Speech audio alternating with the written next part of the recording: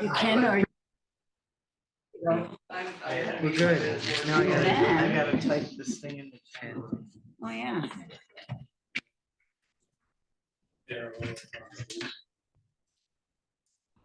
Be general.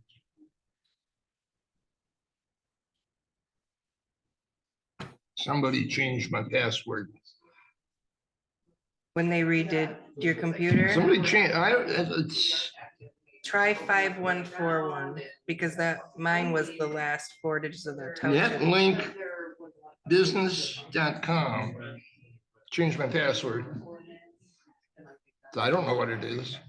Just to get into the computer? Yeah, right. It says enter password. I know I got this note at home a couple of weeks ago, but they were changing it to at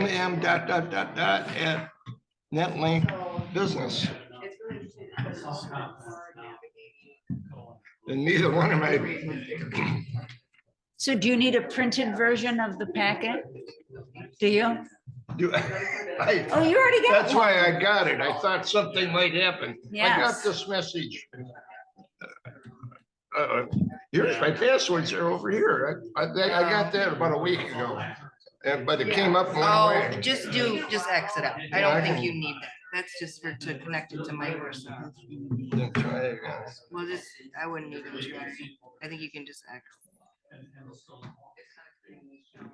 Yeah, I don't think you need it to see the packet. You still should have Wi-Fi. You know, I have my 2 passwords here. So secretive there, Carl. Just like this. See if your internet works. There, you should still be able to go to the packet. Is that what you're trying to do? Go to the packet? I mean, the way I sign into it is,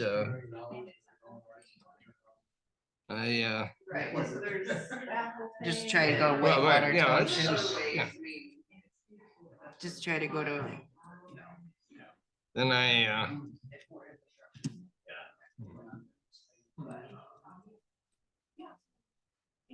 was supposed to bring up my password, or. Well, you can I'll get you to the packet. How about if Usually it opens up the bar and I put in my password. All right, well, let's just No, get you to just the, shut it off. I'm just gonna get you to the packet. Are you just trying to I get to don't the? use that. Oh, what do you I use? use it over here. All right, but I can get you the packet if that's what you want.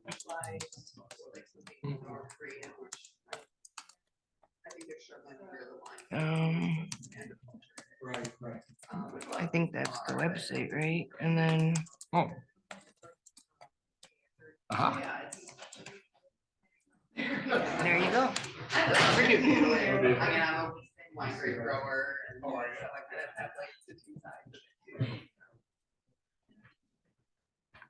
So is Michael Sherman coming? I think so. That's the last thing. Great. John said, Thank you.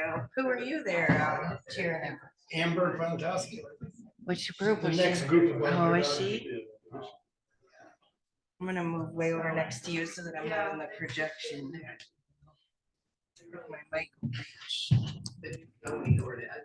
Ooh, I might have an issue with that. You should. Down to the lake. No, they don't, they sold that. Bill and Dot sold it to their daughter. Okay. Tammy and Tom, they held on to it as long as they could, they ended up selling it. I'm pretty sure that that's Millbrook.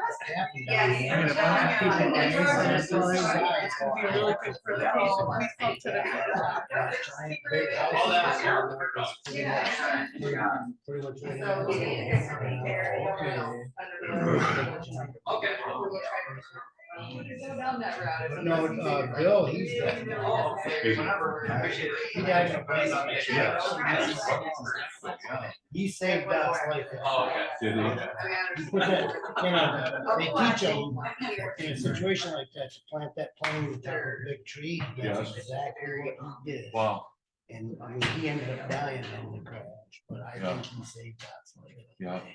Well, the thing is, if it's in, if you can get a small plane in the tree, it's probably not. gonna How many is on Zoom right now? That's the whole deal. That's not, Pop it there to keep it. We're not putting me It on. won't explode if it goes through the just ground. number, just number. But, It ended up falling out of I the tree. don't have a number. He dropped it down in that tree. And then Is this all that's on there right now? before the rest of the game could get there, it knows that about the tree. No. I think that's. what they're- It should be down here. It should say participants.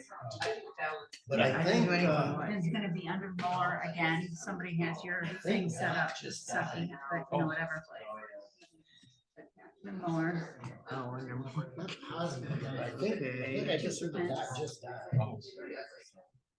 Yeah, my wife was married. We have 6 minus 2. 6 minus 2. Yes. 6 minus His first 2. wife was my. Okay. Now, now, young Bill, he was up here. So he didn't know all that. I like Mark. That whole group, that whole family. Yeah. They, when the house sold, they kind of, there's a family fight over that, and that's too bad. Because up until that point, that was a pretty good. We got something like that going on in our neighborhood too. If the kids just put their damn fight in, if they could share probably $200-300 grand each. But You got a pick. they're fighting with each other and got their lawyers. You just have Yeah. hope you have a good time. That's right. And, but just like that right there, you know. You got more than I do. Look, I'm happy.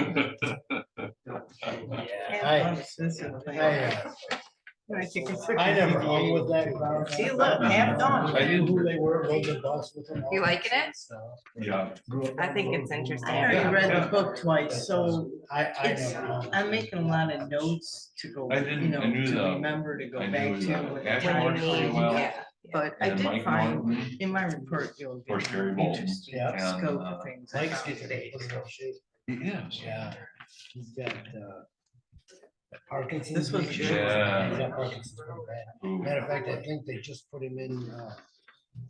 I don't know, I can barely see that from here, but It's the forgotten law. Did you So know the review of Smiths, Kevin Dennis was Smith, Wednesday. and Bob Smith? Bob married Susan. Yes, Yeah. yeah, Dennis Smith, Bob Smith. brother. the Yeah.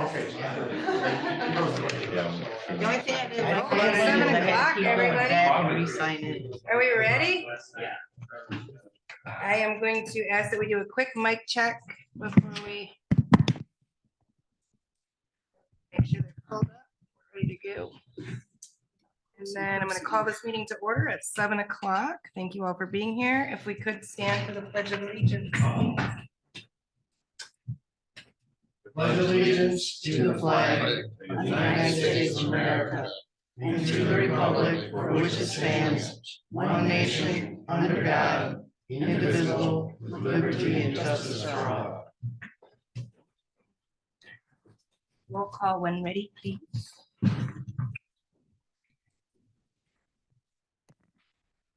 Steelman, Here. Keaton, Here. Jacobson, Here. Robel, Here. DeYoung, no, Slopsman, no, Valmuth. Here. Thank you. Okay, set adjust meeting agenda. I'm gonna propose that we move all of 9 new business right after public comments. Since we have a couple guests here tonight, so we don't need to sit. It's a great idea. Okay, Yeah. is that good for you, Carl? Pardon? That we move new business right after public comment? Even the annual Is that report. okay? What? Yeah, move all of it, because I think that's important. that we Yeah, that way you don't have to inconvenience, hold them here and inconvenience them. Let them listen to us. Right. Okay, any declaration of conflict of interest? Conflict of interest, Carl? Pardon? Conflict of interest? No, No. I'm still adjusting. All right, so public comment. Any person shall be permitted to address a meeting of the PC. Public comments shall be carried out in accordance with the following rules and procedures. Comments shall be directed to the PC with questions directed to the chair. Any person wishing to address the PC shall speak from the lectern or use the raise hand feature on Zoom and state your name and address. Persons may address the PC on matters that are relevant to township planning and zoning issues. No person shall be allowed to speak more than once on the same matter, excluding the time needed to answer a PC member's question. Public comment shall be limited to 3 minutes per person. In order to avoid unscheduled debates, the PC generally will not comment or respond to public comment. Silence or non-response from the PC should not be interpreted as a disinterest. I will start in the hall. None? I will go to Zoom. See anybody's hand up? There are no hands up. Oh, Connie. Go ahead, Connie. Good evening, everyone. I just want to thank you, Rachel, for your service to the community and sitting at the chair position for the PC. I think that you've done an amazing job heading up a wonderful group of people, and I really appreciate you, and I hope that we see you around. Thank you so much. Thank you, and I will be around. Appreciate that. Anybody else? Okay, so first up, since we moved, is Laura Regan from the Grand Traverse Regional Land Conservancy. Hi, thank you for coming. You and the audience here.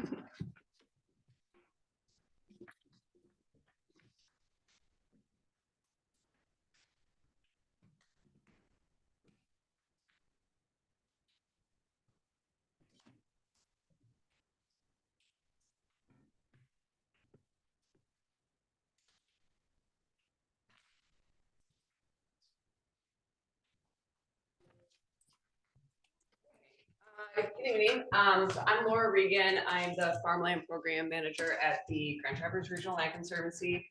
I was invited here by Randy because there was some interest in learning a little bit more about our farmland conservation program in response to some master planning survey results.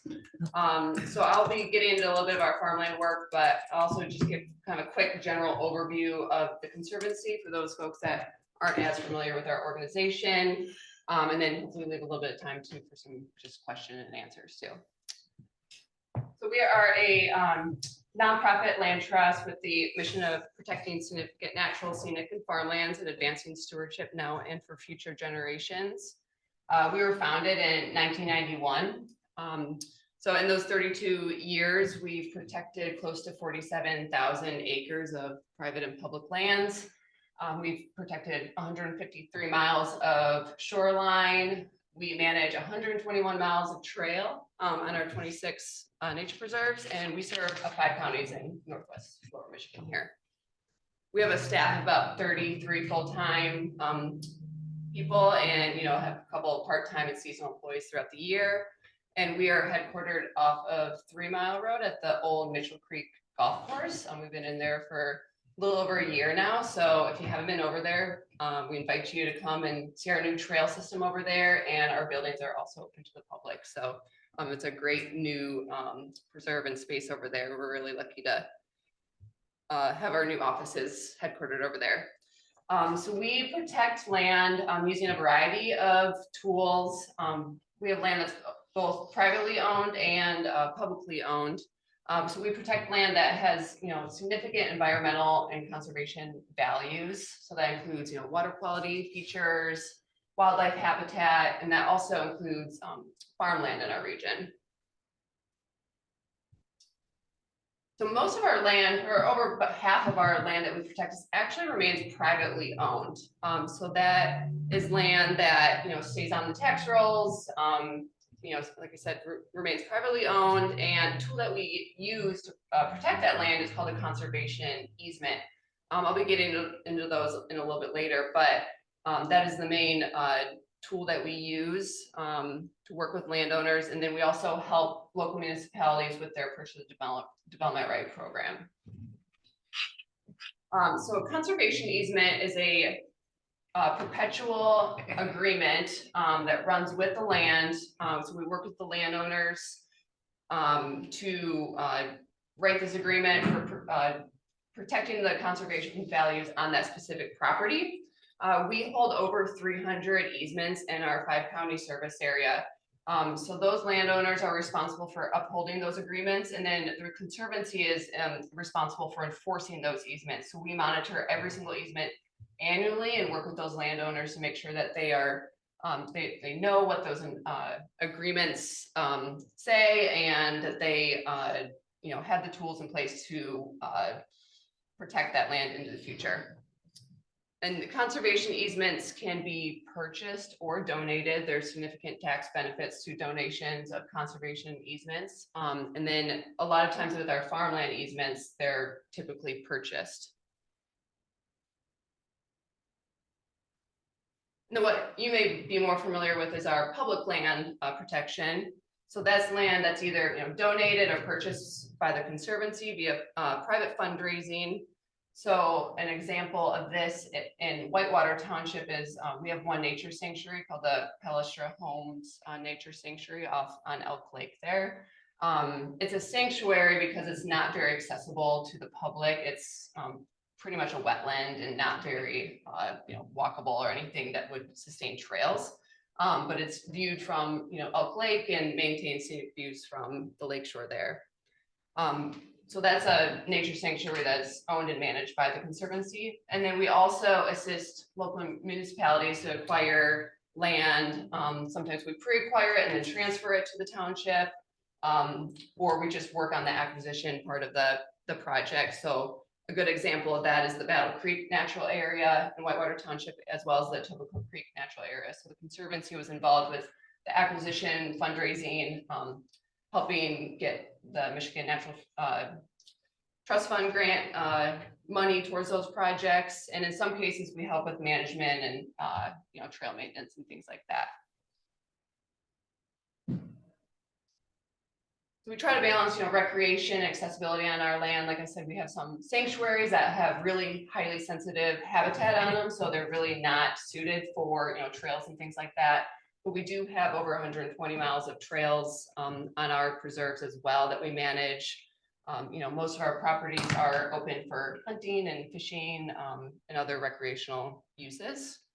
And we're also really trying to implement some universally accessible trails on our preserves where it really makes sense to be inclusive to all, and especially those that have mobility devices so they can access nature as well. This is kind of just a snapshot of our current projects right now throughout our service area in various stages and both private and public projects. So you can see we are busy, very busy right now. Lots of projects going on. And like I said, some of these are, fundraise where there's a purchase involved. Some of these are donated to. So why I'm really here today is, to get into our farmland protection work. That's what I mainly do. A quarter of our protected land in our service area has some agricultural use feature on it. So about 12,500 acres of protected farmland. And since really day one, the Conservancy has placed an emphasis on preserving our local farmland. We know that it safeguards our agricultural economy here. And a lot of our farms also hold a lot of other conservation values, whether it's woodlands or riparian areas. We also, like I mentioned, and help administer local farmland conservation programs in our service area. And then we actually own 2 farms and fees. So the Maple Bay Farm on US 31 over here. We have a really robust volunteer garden there. We have a maple syrup operation, and we utilize the farmhouse for various events. And then we also own Misty Acres Farm in Manistee County, where that was a farm that was bequested to us that came with a herd of belted Galloway cattle. So now we're cattle farmers.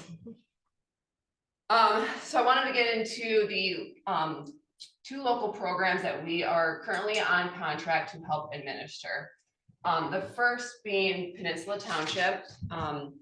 This was actually the first township program in the nation. It was modeled after some programs out east, specifically like out in Long Island area. There was a program, and then some programs in Pennsylvania were some of the first county-wide programs, but there wasn't a program of this size.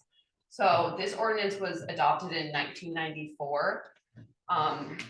And to fund that program, they passed a millage for 1.25 mils for 15 years. That first vote was very close. It narrowly passed, and that's probably because it was the first program of its kind. So there was a lot of skepticism, both from the landowner side and the public side, if this program would work.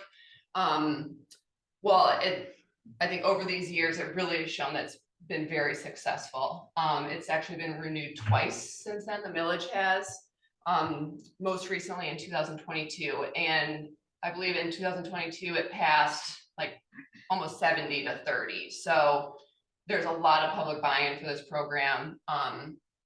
And it has protected, over 3,000 acres out there, and it's been leveraged by conservancy easements and other state easements. So over half the farmland in Peninsula Township is permanently protected.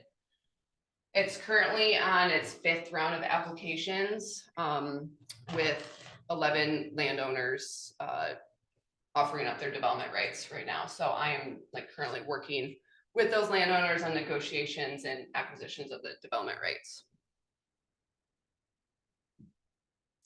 The second one is Acme Township, so your neighbor right here. And this program is the most similar to the ordinance that Whitewater currently has.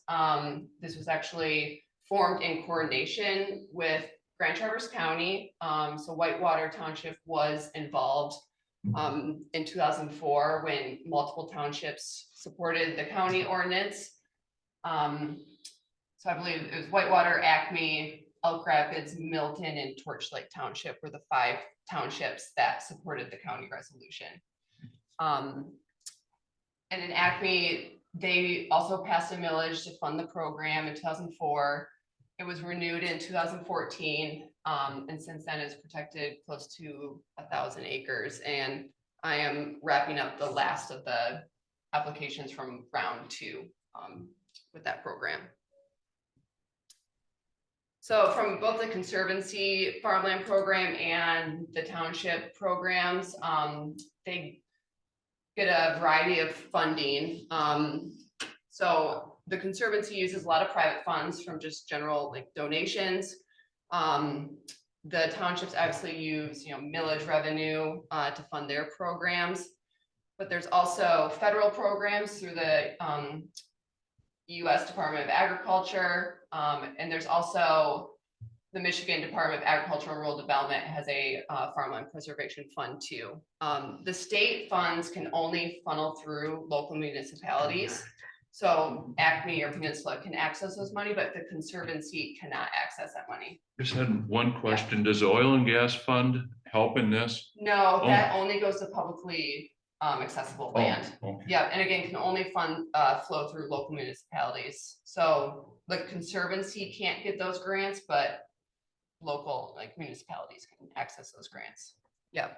So that fund, it's kind of complicated how it's funded, but it's funded on the PA 116, which is a temporary development right program that landowners can enroll in. And it's a property tax incentive program. And so when landowners get out of that program, they have to pay back their taxes on it. And that's where these funds come. Yeah. And then occasionally there's some other grant funding available. So both in Acme and Peninsula Township, those millage dollars are typically being leveraged by either federal or state funding to help those dollars go further. So I know, Randy, I think in your packet included the ordinance that Whitewater does have in place currently. And again, this is actually the same ordinance that Acme Township has and uses. It's a little unique because Peninsula Township, it's an independent program. It's, it was developed within Peninsula Township. The Whitewater ordinance is in coordination with the Grand Traverse County program, which isn't overly active, I would say. Essentially Acme Township runs independent. They have an interlocal agreement with the county to be able to run independent. There's not much oversight from the county. So it's interesting that the two ordinances kind of depend on each other, but there's really no involvement from the county at this time.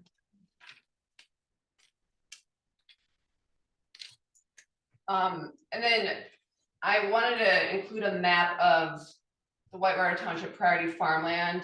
This is using the Conservancy's, what we call our priority land atlas. So this is what we've kind of mapped out using GIS to show priorities. And those priorities are based on parcel size, adjacency to other protected land, crop cover, soil capability, and approximate farmland acres. So that's, farmland acres compared to like woodlot or other areas on the farm. So if you look at, I've tried to kind of outline where the priority farmland is located in Whitewater Township. Not surprisingly, it's mostly, along Elk Lake Road. There's some, just north of 72. But you have a lot of what we call tier 2 farmland, which is, a high priority. And I would say a lot of those would probably be bumped up to a tier 1 if there was more protected land in the corridor, because they get a lot more points if it's next to another protected land. So yeah, like I said, lots of priority farmland in this township.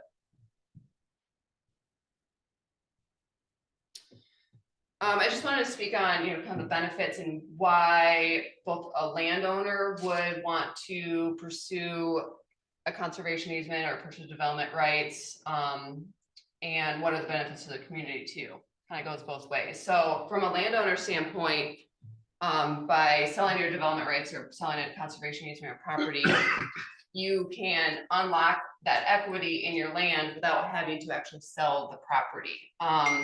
So a lot of farmers have, their retirement or savings kind of tied up in the land, and their plan was just to sell off, lots or something for their retirement. So with kind of the consolidation of farms, this is getting harder and harder. So they're able to, sell the development rights, either stay on the land or pass it down to a next generation for a more affordable price. Use that money to, retire, or they can use that money to reinvest in the operation. So there's a variety of ways they can, use those funds. There could be potential income tax benefits too from if there's a donation component to it. Like I said, it's more affordable in theory for the next generation to come in, because they're taking away that, development right of the property. So that's where a lot of the value is in property. And then, potential tax savings. And really for a landowner, most of the farmers I work with, it's really like a peace of mind and kind of a legacy to protect the land, especially if it's been passed down from generations. They've put, worked on it their whole life and put a lot of effort into the property. So, they want to see it protected and stay in the hands of a farmer or stay in agriculture. It's really important to them, especially when they don't have an heir or a successor to the farm identified. To them, it's kind of a peace of mind that if they do sell it, it has to, it will stay a farm. And then in regards to like community benefit, there's several, including, economic benefits of farmland protection by securing a stable land base for farming. It really stabilizes an ag economy. So both from, providing jobs, supporting other ag businesses like the tractor supply store and things like that the farmers, rely on. Obviously the environmental benefits of farmland protection. Like I said, a lot of these farms have multiple conservation values, whether it's, water quality features or woodlot. So when you protect a farm, you're also protecting those features. The social benefits, I think in your master plan survey, rural character came up a lot, and that's what we hear too, that by protecting farms, you're kind of protecting the rural character of a community, whether that's just kind of protecting open space and scenic views. And then, food security too. And just because we protect a farm that's a cherry orchard or some other crop, it doesn't mean it has to stay in that crop. It can be used, these are forever. So it's always going to be available for farming. And as we lose more and more farmland to developments, food security is always a big issue. I always like to throw this data point out there, especially with when we're promoting, say, the millage vote, or when you were looking at a planning standpoint for these local units of government. But American Farmland Trust does these custom community service studies around the nation, and they found on average that agricultural lands only receive 37 cents in public services for every dollar they contribute, and housing developments receive $1.16 in service for every dollar they contribute. So it's kind of taking a long range view on the public investment into these programs, because we know that the more developments that come in, the more services that they'll need, whether that's road infrastructure, emergency services, pressures on schools and things like that. So when you're looking at it from a planning standpoint, farmland, protecting that farmland base can really help keep your taxes low in the long run. And I just wanted to say conservation easements and purchase development rights are really only one tool, I guess, to protect farmland, and how farmland preservation plays into the overall planning. American Farmland Trust is a great resource for other tools, including other planning and zoning tools that could be utilized for farmland preservation. So yeah, like I said, it's just kind of one tool in the toolbox for planners. So that's really my presentation. So if anyone has any questions, I'd be happy to answer. So I've got a question. Go. So just as it sits right now, Whitewater Township does not have a levy to support paying for conservation easements. But because we have an ordinance, if there was a potential project, is there other funding that we could tap to? Yeah, so I did want to mention, so that state funding, like I said, can only flow through local municipalities. And you have to have, there's criteria you have to meet. And because Grand Traverse County is an eligible participant in that program, Whitewater is therefore eligible for state funding right now. I don't know how competitive you would be without like a local match. But I know, for example, Ottawa County down in the Grand Rapids area, they have a purchase of development right program with no local funding. They don't have a millage or any other general fund obligated to that program. So what they do is they combine the federal funds, they apply for federal funds, state funds, and then there's usually a landowner donation component. So using those three kind of buckets of money, they're able to be pretty successful actually with their program. And the donation component again can have significant tax benefits too. So technically Whitewater Township is eligible for that if they work through that criteria.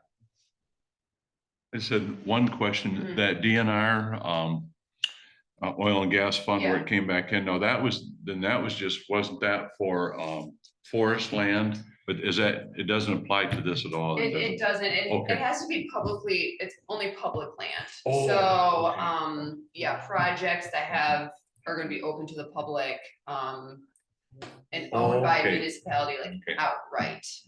So it doesn't contribute anything to, Burn yeah, his private. land. Because private this would land. be private. then. I Private see. land, yeah. Okay. Mhm. Okay. But the state budget, that state fund, they have about like $2 million budget, so it's not huge. So it is pretty competitive, but like Acme Township has gotten funding through that. It can contribute up to 75% of the value of a conservation easement. Oh, So it's pretty significant, but that's where like local match and stuff would play into the points, so kind of depends. or property owner donation. Or property Yeah. donation, yeah, that would count as a match. Mhm. So if there were some farms in Whitewater Township that potentially would be interested, it'd be worth talking to you about it. And seeing Yeah, if we I could- think, what's- there is a process based on your ordinance, if you read through it, about like like how to set up an application, and like the scoring criteria and things like that. Because technically that would flow through the county. So that's where you'd have to bring in the county farmland preservation board, which like has not been active for a while because they're really like Acme Township hasn't had a sign up period since 2011, I think was their last sign up period. So they haven't really had a need to convene. So the institutional knowledge of the county, I think, is lacking, but they could get up to speed, I think, if they had a little education. Do we want to open questions up to the audience and Zoom? We would have to, that's what I was just gonna say, so we would have to open it up for a public comment. Full public comment.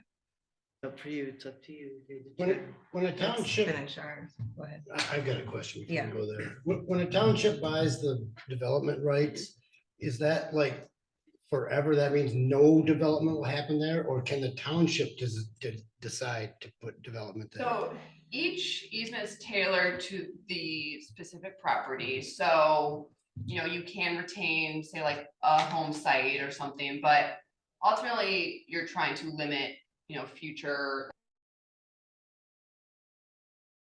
like residential, commercial, in order to protect the, the agricultural on the property. And once that is signed and, recorded, those do run with the land, those restrictions. So you would have to enforce it kind of as it is written. And then on like the enforcement side, I think I mentioned like once an easement is in place, if it's through the township, so if you hold those easements, you're responsible to monitor those. The Conservancy is actually on contract to do the monitoring in Acme, not in Peninsula, but that's another thing to kind of consider is the long-term stewardship of these conservation easements. You mean in terms of making sure that they don't Making sure develop the that they're properties? following the agreement, yeah. Which includes, like building, typically in an agricultural conservation easement, you're limiting future like residential lots. But the township Well, you can't can- turn around later and decide to develop them because they own the rights. No, there, No, I 'cause it's mean, like a contract. That would have. yeah, you wouldn't want to do that. There would be implications on like future easements. It would probably affect your ability to hold future easements from like an IRS. There's IRS implications to that, and depending if there's like funding sources and things tied to that too. What about an ag building for the farmer who owns the land? He's still got operation going Yeah. there. Can he still expand his operation? Yeah, so as he needs? typically, like with our working land easements, we understand that they're businesses and need to be viable into the future, and agriculture changes over time. So we try to stay a little bit more flexible. So anything that's related to agriculture, so whether that be a pole barn or something that is related, buildings related to the farm operation, that's typically allowed. Any other, crop infrastructure, those type of things, even like labor housing. So those are all things to consider. And that's why kind of the negotiation is so important, because we try to, plan those things out in advance. But we also try to leave flexibility because we don't know what in 100 years, what that operation might look like. Is there a minimum or a maximum? Or I guess a minimum would be the correct question. Is there a minimum acreage So what is the zoning on an ag land and like the down zoning here? So Just 1 acre? just under an acre. So in that regard, it could, you could probably have smaller parcels out here, because if you did a 5 acre, they could essentially give up like, 4 home sites if that were 4 divisions. So, it kind of depends on like the zoning of the township. Our zoning has some details on that in our. Thank you. Those priorities that map I put up, those were probably, I think that's set at anything 20 acres and above though.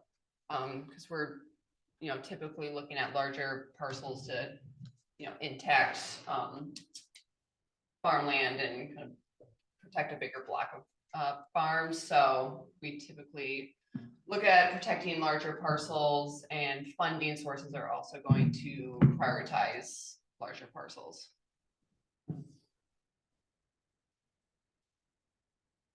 That's the same, someone like couldn't donate an easement on a smaller lot if they're actually, giving something up. Any other questions in here? Carl, do you have any questions? No, I've been a member for years and gone to some of the, I think the one over on 31 when they had the dedication for that. I was there. Not sure I renamed my membership this year or not, but I've been a member for years. And I don't know if I mentioned, but in 2004, when all the townships worked in coordination with the county, Whitewater did go for a millage. It just didn't pass. I think it was fairly close. Oh, really? So the only one that passed at that time was Acme Township. Milton Township and Elk Rapids Township tried to go for another millage in 2018. And those were unsuccessful. So if you are looking at like a funding source, it does take a lot of, feasibility research and, but Milton or Whitewater did try to get funding for that program. And that's why it hasn't really been active. So we'd have to go back and see exactly what the margin was. Yeah, I think I have that data somewhere okay. from the 2004 vote, but I'm curious as to how close we were. Yeah. Doing that. Have you had people from Whitewater, any farmers from Whitewater reach out to you? Yeah, I have worked with a Okay. couple farmers. It hasn't gotten to the point of, closing on a project out Sure, here. We have sure. one easement, that's an older easement on Elk Lake Road. That it does have some agriculture on it. And then, yeah, I've had a couple, conversations with some landowners. We had one landowner enroll in the kind of the north end of the township on Elk Lake, enroll in we had a kind of a pilot program called Farmability, which was a term, like a 10-year term easement. It was kind of like a prep for, a full conservation easement. So we did have one landowner enroll that's just expired. So they did enroll in that. So there is some interest. I think at the time when I was meeting with some of the landowners, they were looking at private funding through the conservancy, and there was some questions on like fundraising feasibility and things like that. Would it be possible to get a copy of your priority farmland map? I think we could use that in the master plan. Yeah, we actually just updated what we call our priority land atlas. Our farmland hasn't changed. We didn't really change those drivers, but for our natural land, we've really reworked how we prioritize land and kind of looking at a landscape view. So kind of built in a lot of like climate resiliency too. So it's a pretty robust tool. Is there a description of the methodology then with that? We're working on it. Oh, okay. Been about a year Is that- of work. It's not, I'm sure it's not simple. Yeah. Yeah. Any more questions from us? How do we feel about opening it up for public comment? Looks like there's a couple folks might be interested. I've had no problem. I with have that, no so, problem. I think it's a good idea. Yeah, let them hear the Just question. consensus, right? Okay, I'm gonna open it back up for public comment. I have one hand up on Zoom, so go ahead. Is that me, Steph? Yes, it is, Vern. Okay, yeah, thanks. Laura, thank you very much. I'm Vern Gutnick. I think the Conservancy is an absolutely outstanding organization. My wife and I have been members for close to 20 years on that right now. But when you were kind of late putting out some of the properties, I thought the Sands Lake Quiet area was part of the organization Conservancy. And then the second question I had was, I know you kind of focused on the northern part of 72 because that's where all the farmland is in that. But are there any priorities on the southern part of 72 of Whitewater Township? Yeah, well, first of all, thank you for your support. We appreciate it. So Sand Lake's Quiet Area is actually owned by the state. So that is owned by and managed by the DNR. And why I didn't really include a lot of the southern part of M72, again, it's mostly state land once you get south of M72. There's a couple, things, priorities that pop up, but it is mainly north of M72. And what like Acme and Peninsula did, what they looked at their area and worked with the agricultural community and planners and developed what they call an agricultural preservation zone. So they, looked at where is the best farmland, where is worth protecting, and kind of created what lands would be eligible for that program. So that would probably be likely north of M72. But it'd be good to ground truth that too. Anybody else on Zoom before I open it up in the hall? Okay, into the hall.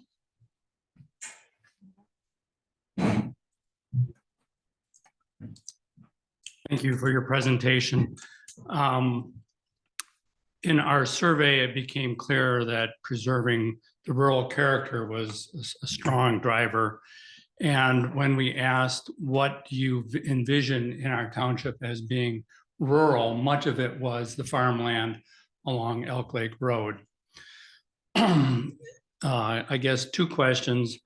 One, is there a way with zoning that in your experience or your knowledge that you can preserve farmland by zoning?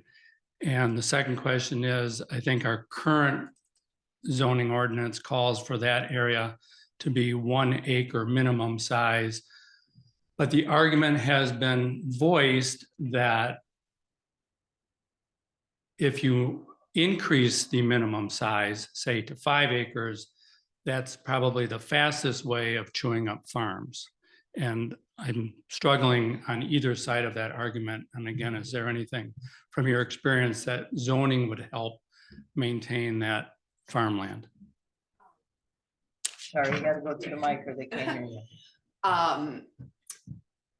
Well, first of all, I'm not a planner, so it's I don't have quite a land use perspective or planning perspective on this one. I think it's really dependent on the township and the area and what type of agriculture you're trying to support. I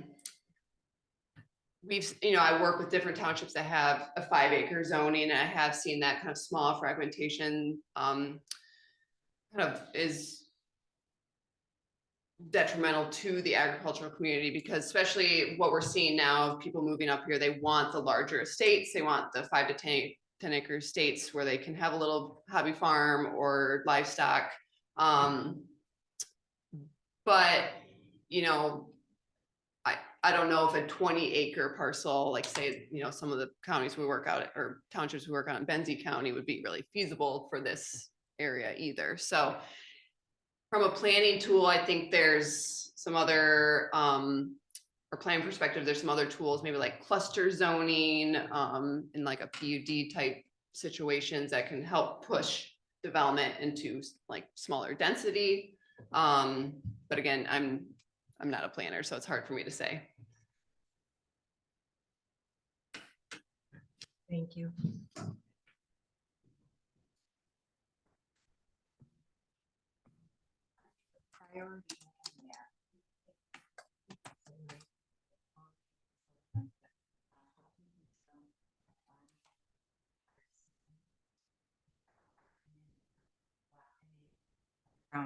Storage tanks and injection wells and things like that.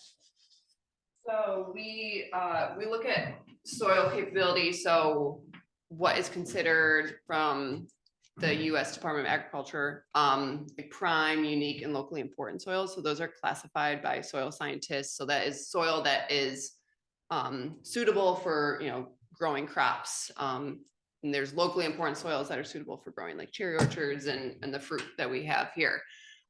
We don't look, without soil testing and other things like that, we can't really, map that or, quantify those type of that data that you're probably looking for.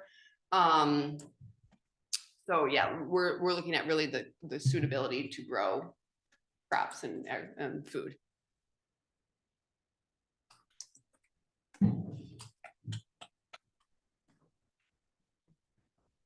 Thanks for the presentation. It was interesting. We're actually here on another matter, but it relates to some of the things that we wanted to discuss. We're a relatively new owners of a private property that has a conservancy on it. Whitewater is actually the easement itself is conveyed to Whitewater. And this was, I think, done in '95. It was originally part of a development, which was the Millbrook Condo Association, and that was conveyed to Whitewater. And I just was wondering if there's any opportunities, because part of what I wanted to talk about, and there's several parts of what I'm here for, but one of them was the stewardship of that conservancy. Right now, it's a beautiful 38-acre piece of property that has a beautiful little stream running through it, and there's really nothing being done on the property to conserve the property. It's beautifully natural, but I think there's a lot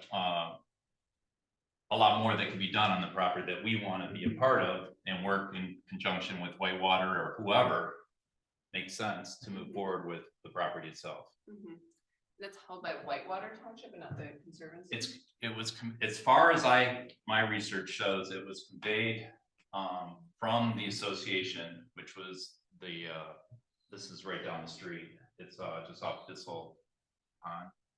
So this stream, this 38 acres is where the stream crosses Williamsburg Road and runs parallel to Williamsburg, and we own the property just down the road that is. There's a conservation easement on it. There is a conservation easement, but it's not part of a conservancy. That we don't manage it. It's not managed, but at one point in 1995, I believe it was conveyed, and that was part of the conservancy agreement, that the spirit of the agreement was maybe to convey it to Whitewater, and then eventually it would end up with the conservancy. So as the landowner, it's still a private, it's not a public land. I think it's exactly what you're describing. Yeah. I didn't know you were going to be talking on this, so it's kind of unique. So I have to look at that one for you. But I can definitely get your card and talk. We're going to talk later. I mean, as far as making changes, maybe, or there is, I would say there's like an amendment process. But the amendment process, it has to have a net benefit gain to conservation value. So, we get a lot of times when, especially it's a second generation owner of a conservation easement, that they want to add a building somewhere. And we have to make sure that it's, again, like a net gain of conservation value. So if they're adding a building, they may have to give up something somewhere else or add more acreage or something like that. So there is a process to amend that, but I'd also be happy to look at it, because it's really specific to the individual property and the easement. So I'd be happy to look in that for you. I believe on that 38, I believe that's probably mostly wetlands, and that would be the value in itself, because you'd be preserving wetlands. Yeah. Am I right? Yes. Yes. Okay. Yeah. Mm-hmm. There's a lot of hardwoods as well, Mm-hmm. but there's a stream running through it, and it's all about this. We don't want to add buildings. We just want to have we want, because there's a lot of down trees, with time, And there's some pathways, because there's private access to some of the, there is an easement originally to a private condo association. So there's several people that have access. Yeah. So we want to keep it maintained. We want to make sure that it is maintained so that it's safe and people that use it. And so. Yeah, and it all depends on the terms of that agreement, which again, everything is different. So you'd really have to review like what's really permitted and prohibited, because you might be able to do what you want to do. In the easement itself, it says, share the easement, it shows the option of it going to a conservancy. And I think right now it's with Whitewater, so it would be, Yeah. I think, just a matter of agreeing that you might take on that stewardship Yeah. with us, I guess. Yeah. Is the old fish hatchery on that property? It is, which we have an interest in potentially. There's a historic significance of this property. It's really cool. Yeah. it's Yeah, it awesome. is. And I'm gonna talk about it if you're around. You're Hear about next, it. so. Well, is there any more public comment? And if not, I'll close that. Mhm. Okay. Anything else from us or from you, Laura? Thank you. Yeah, thank you. Yeah. for the Thank you very invite and, much. Very yeah, Brandy knows informative. how to contact me for any questions or. Yeah, we'll be in touch. Thank you. Next on the agenda is Millbrook. How convenient.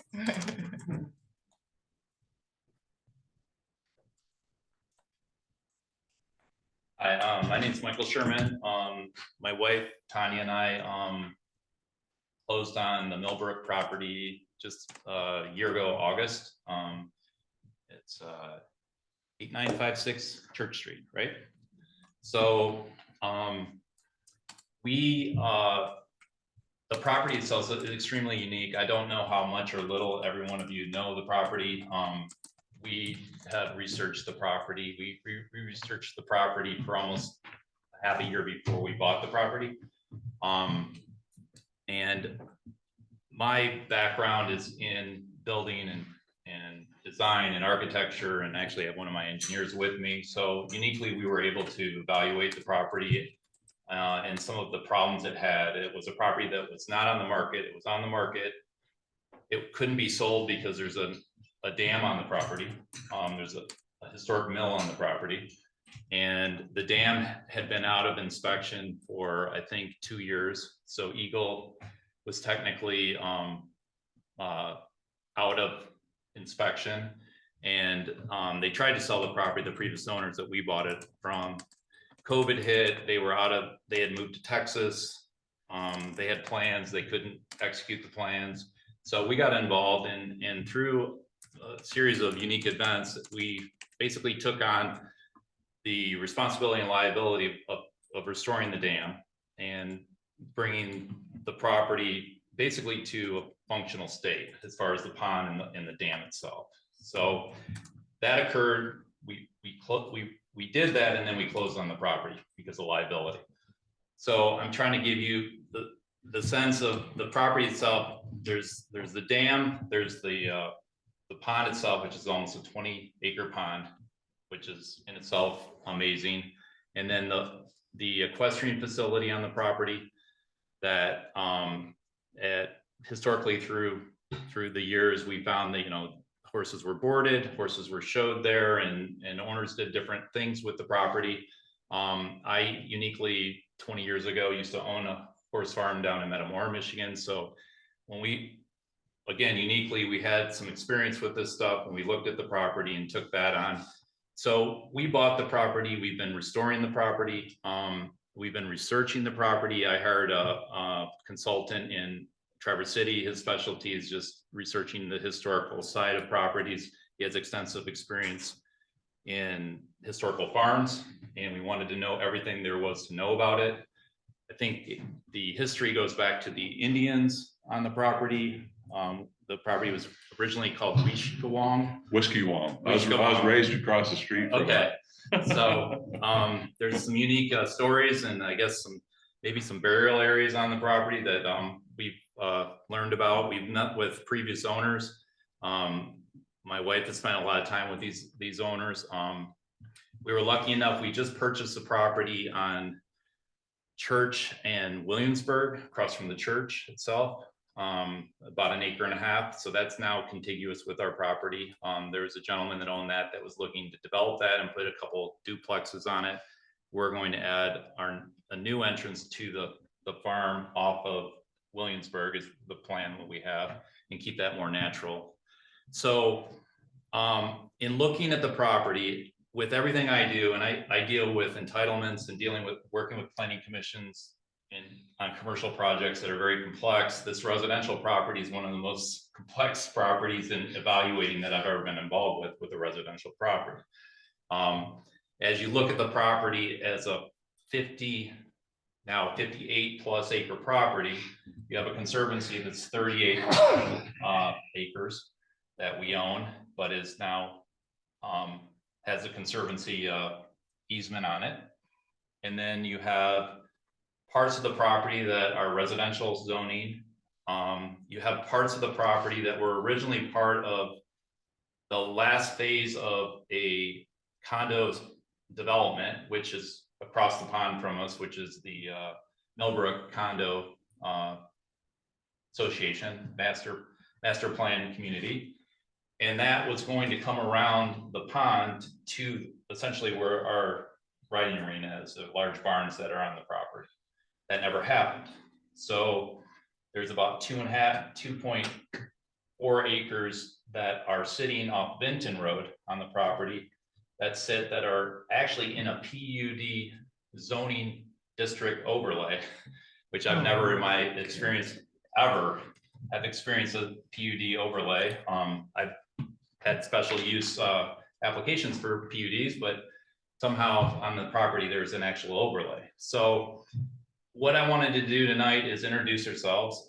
We consider our ownership, stewardship of the property. We want to restore it. We want to historically respect it.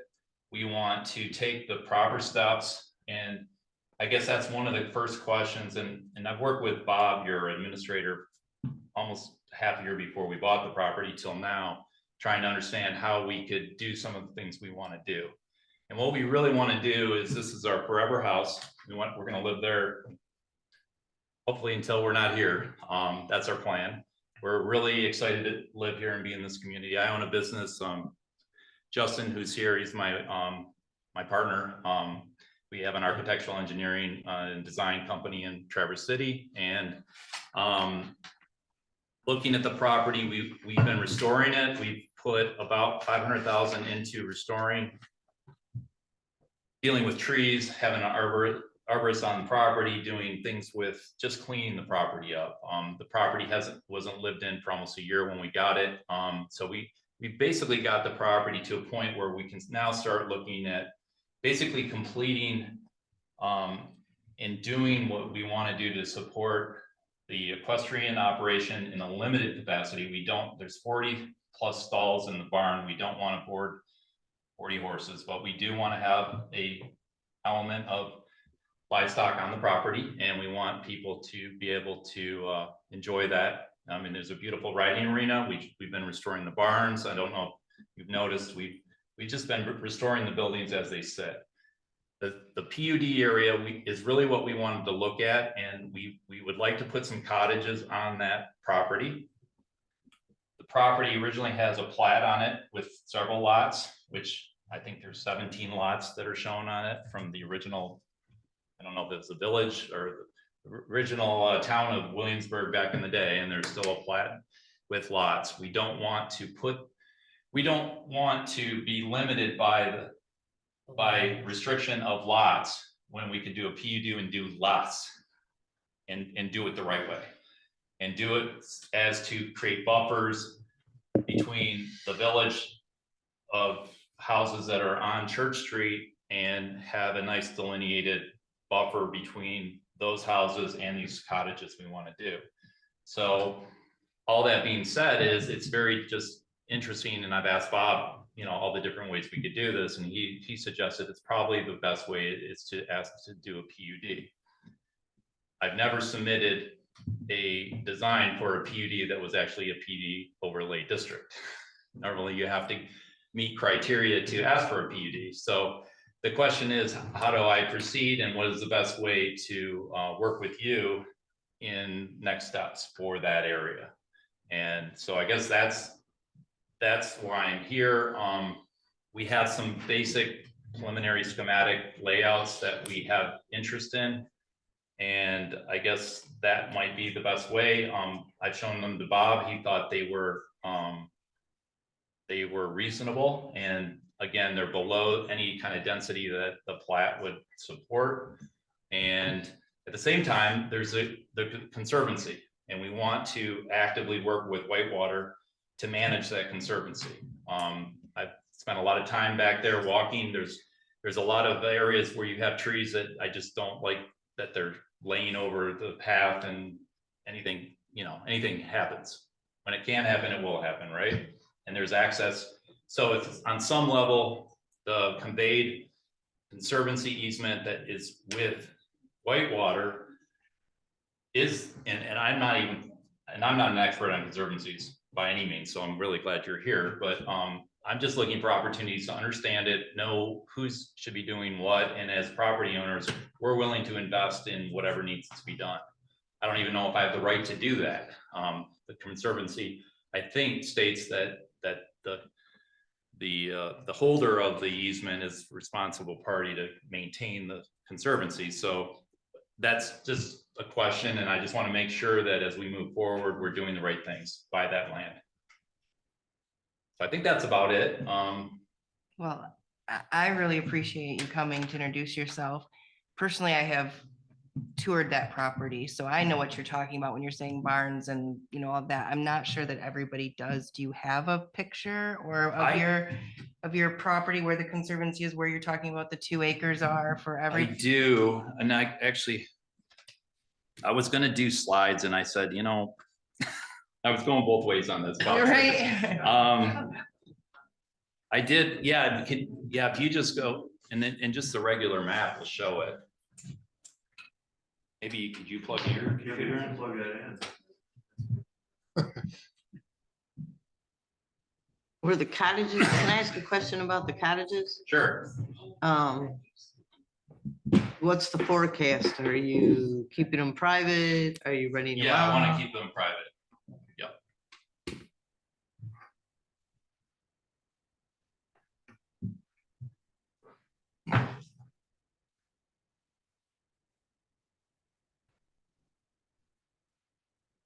I had a question. Do you actually have a copy of the conservancy of the agreement? I do. Okay, that's, I'm sure. Yeah, I've read it. I'm sure we several have one. times. I think I understand the spirit of it. Just what does it look like? I mean, that you would want to just go in there and clean up the pathways and leave it as is, not Yeah. develop it, just leave it. Correct. I actually have some interest in, so the pond itself is, there's a lot of waterfowl that are in there. I am a duck and goose hunter. I'm a fisherman. So, yep. So extended. So this is the property, and this extends, if I want to go down there. Okay, I got it.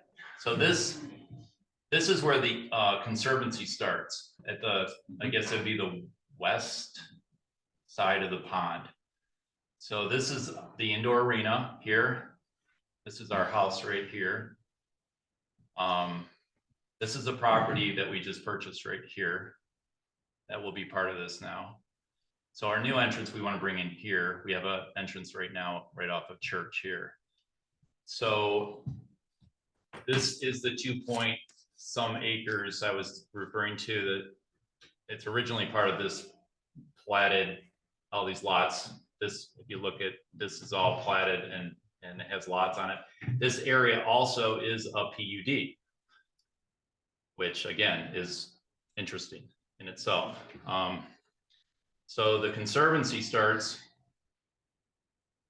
roughly here, and then it runs, this is a creek running through here. This whole property is a conservancy. All the way down. And then this is where the creek crosses right here. So if you walk through here, there's trails. They're in somewhat improved trails, but there's some little bridges, pedestrian bridges that some people built. But there are down trees and you can see how wooded it is. It's extremely wooded. So as far as the Conservancy itself, I just want to be a steward and work with whoever I'm supposed to be working with, and I think it's Whitewater, to do what's right for the Conservancy. One of our dreams are to research this was at one time, this supported and housed the largest fishery in Michigan. Mhm. Yep. A trout fishery with raceways, and the ruins are sitting there, and I would love to look at bringing that back, maybe. You still have big trout in there now? Oh, yeah, it's filled with trout. Yeah. But to bring back a historic fish farm and have, people be able to, I don't have any commercial aspirations, but it's just a historical property that had that element to it. And then this mill that we're looking to renovate, and possibly there's a turbine in this mill. So this mill used to, well, some of you probably know better, than I do. So it used to be there's two big French millstones sitting right on the embankment that they used to do the wheat and the corn. And then it was converted into a lumber mill at one time. And most of the old growth pine in the house was all milled on the site. And then it was turned into an irrigation. The contemporary owners used it as there was a trash pump in it that they used to pump water for irrigation. Now it's just not operational. But my interest is into converting it into an electric, put a generator in, create electricity with it.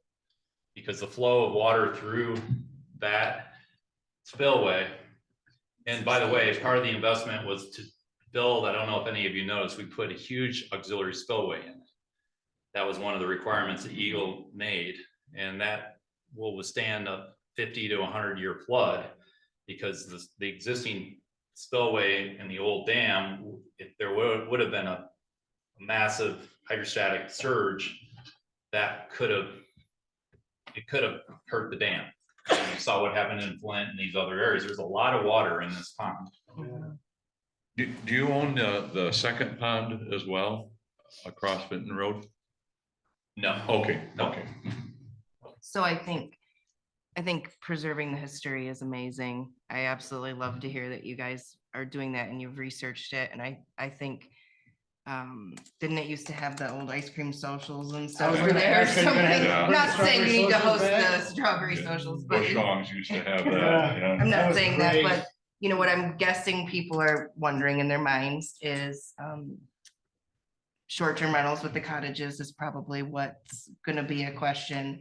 And the equestrian, you say not commercial, but we do have the horse show just down the road. Are we talking local boarders and lessons, or are we talking having the horse show folks bringing their horses there? I guess that's what I'm guessing people would I would ask. say we don't know. It's primarily, we want it to be private. Tanya has been with me, and everything's been a development in my life, and we were gonna live here, so whatever happens, but it's a 20,000+ square foot. It's big. It's a big facility that was built to house horses. We restored some of the pastures and the fencing, and the next phase is to go into this area off of Benton. And if you drive by there, you can see the old fencing's just falling over right now. But those are the old pastures that used to have horses. I mean, we met one of the sons of two previous owners. That she was an amazing rider, and she has pictures of her jumping over picnic tables in the backyard of amazing photos. So we would like to have, to have an operation and have it being a horse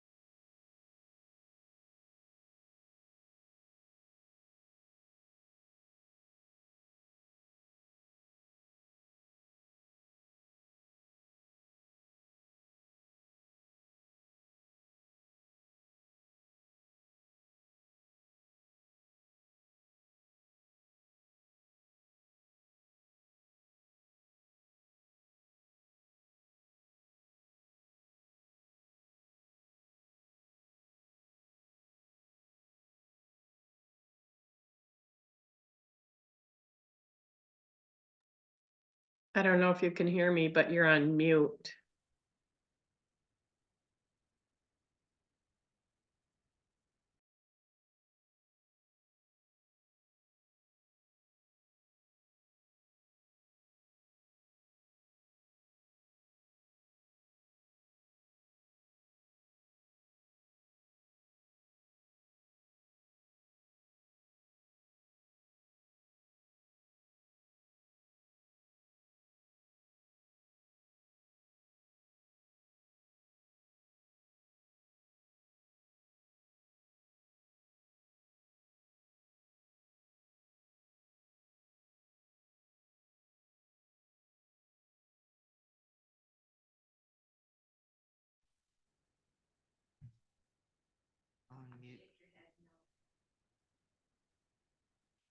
Well, they don't have their cameras on.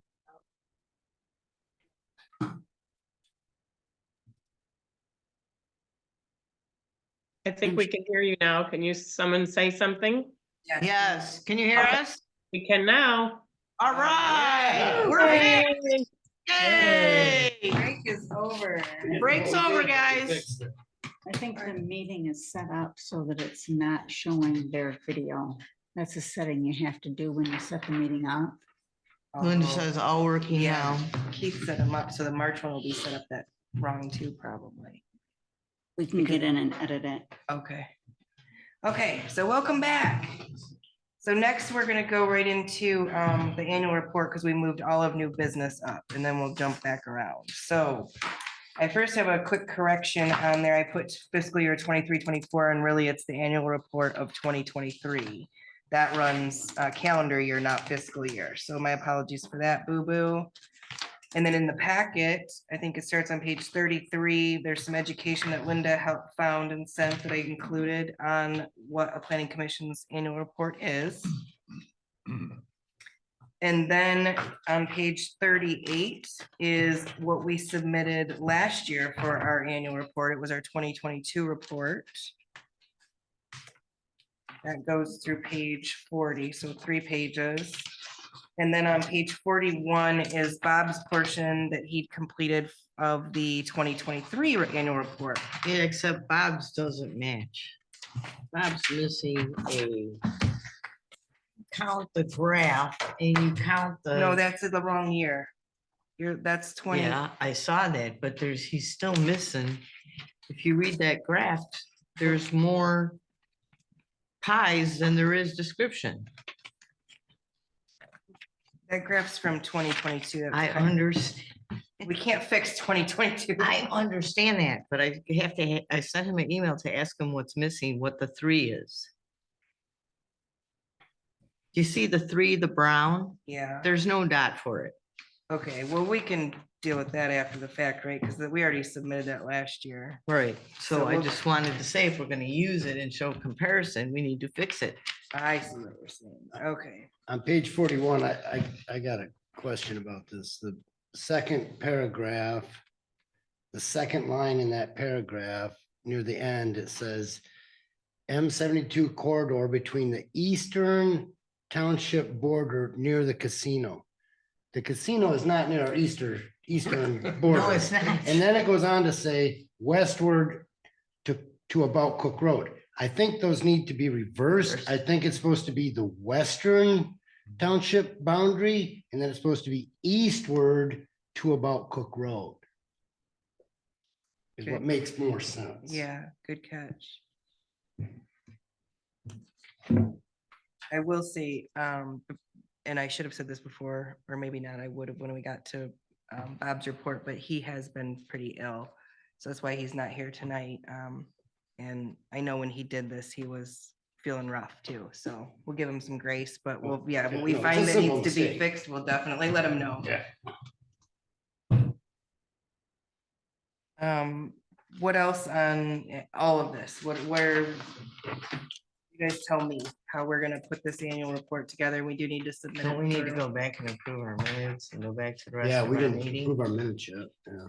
Well, that's because we adjusted the agenda. Okay, So we're gonna go back. We're after going we do backwards? all Okay, of no new problem. business. We moved all of new business.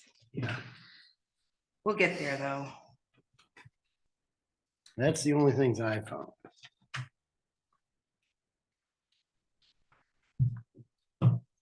Um, So talking about the annual report, thanks for finding that. What else do we need to include? Want to include? I think we should include all the good things this committee has done. And I think a lot of it's in the planning part of it, but how deep do you want to go into your annual report? Are we keeping it simple and soothing, or are we gonna follow MSU and put all the stuff in there?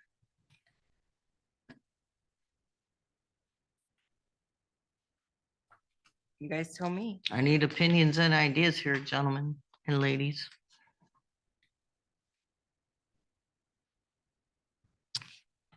Because if you want to go that detailed, we needed to start this like 4 months ago. Because the information that you're gonna have to collect to go that detail is gonna come from several different entities. So the legal requirements are, can you remind us? Quite simply, an annual report that discusses your activities from the past year to keep the township board in the loop on what you're doing. So I feel like we've done that with our meetings, joint meetings, and they also get our approved minutes every month. They're in their board packet. So I think they're pretty well aware. So I think keeping it simple and highlighted to the, Good things like, Yeah, I agree with Rachel. I think just keep it simple. There's tapes, there's recordings, if anybody wants to go back and see what we're doing, but I think we just need to keep it simple and as basic as we can. so if we look at last year's minus the little, we could put Chart this, we could coupon. put this presentation in there too. April to April is your year. well, no, the annual report is the calendar year. Oh, great. Okay, So then this gets put in for next year. there you go.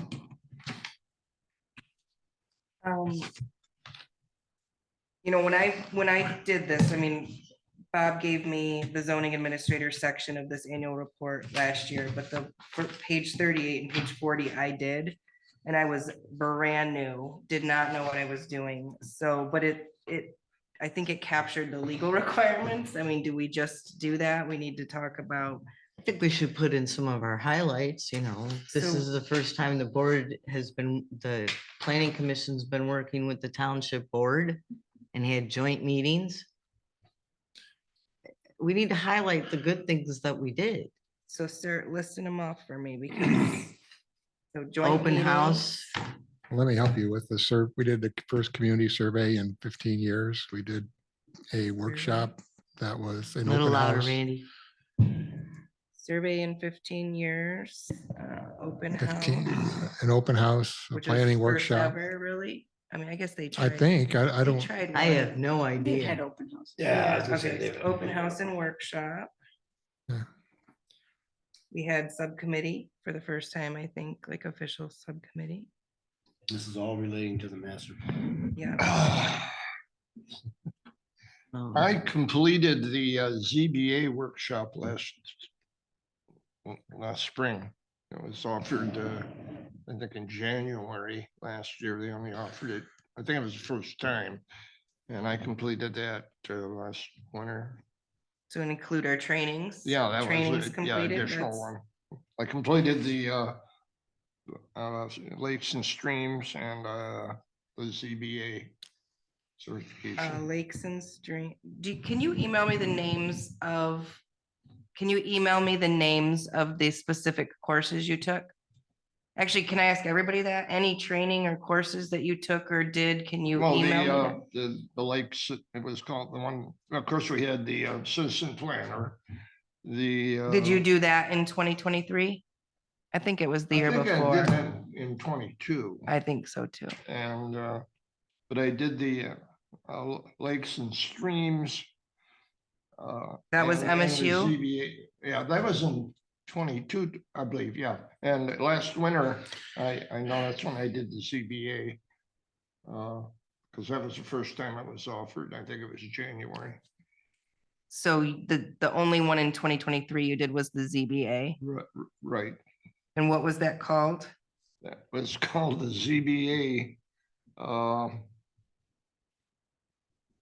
you want to know? Certification, I think. I'd have to look it up. Okay.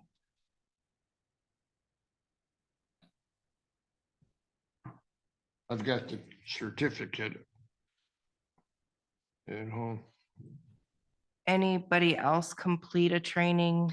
How we just email? Yeah, I went to a training thing in Gaylord, but for the life of me, I can't remember what it's called. Oh, I remember that, but I can't remember either. And Heidi, you and I went to one in Wexford. Yeah, we did. What was that on? I just found the paperwork. on Now I it. don't feel so I'll email Pretty that to memorable, you. huh? I'll email that to you because I just found the paperwork. Do you remember you were there? I'm gonna. Oh, that one. Yeah.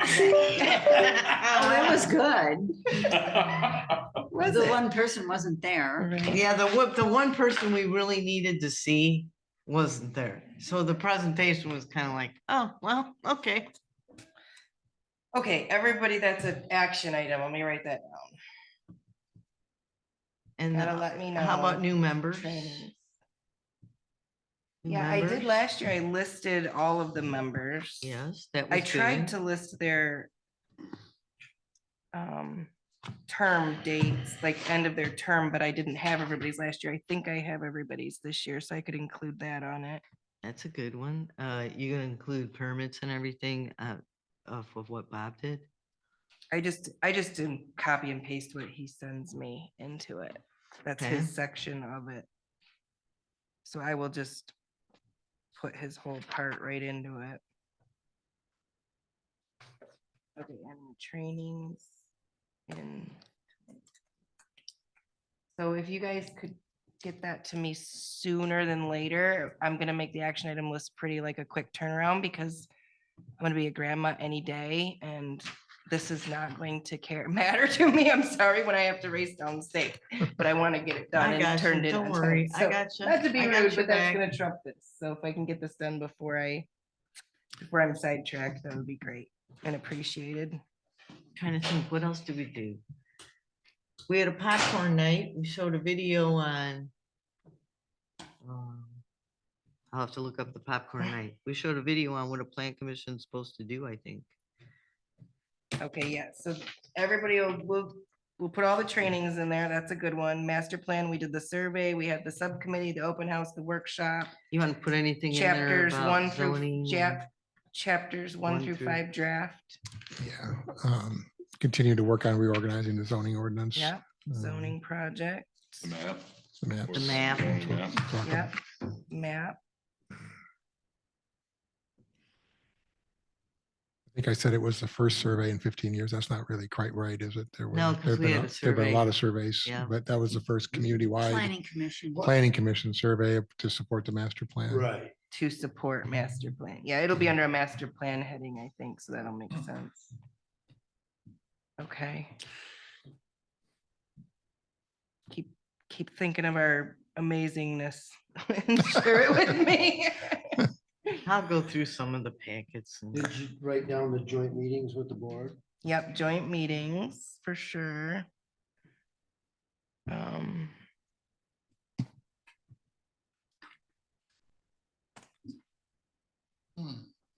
What about our fiscal year 20? Well, I had that wrong on last year's too, didn't I? Anyway, fiscal year 24 goals.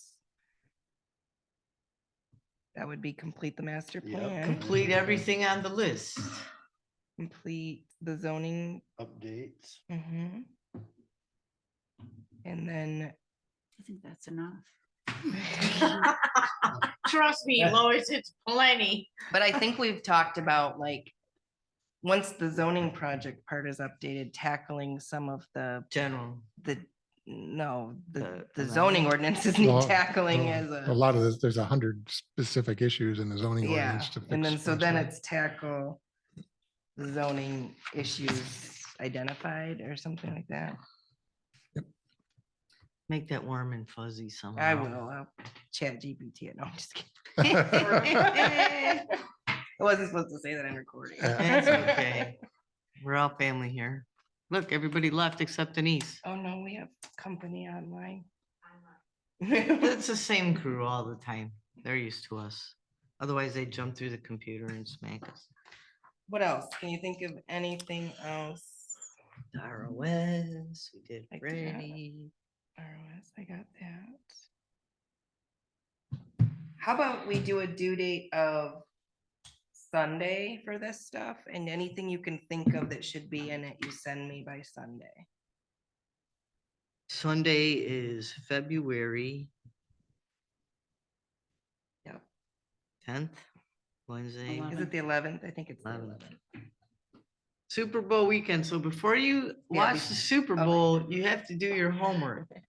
So by noon on Sunday. Yeah, so noon you on don't get- Sunday, before you crack open the surprises, Okay. please.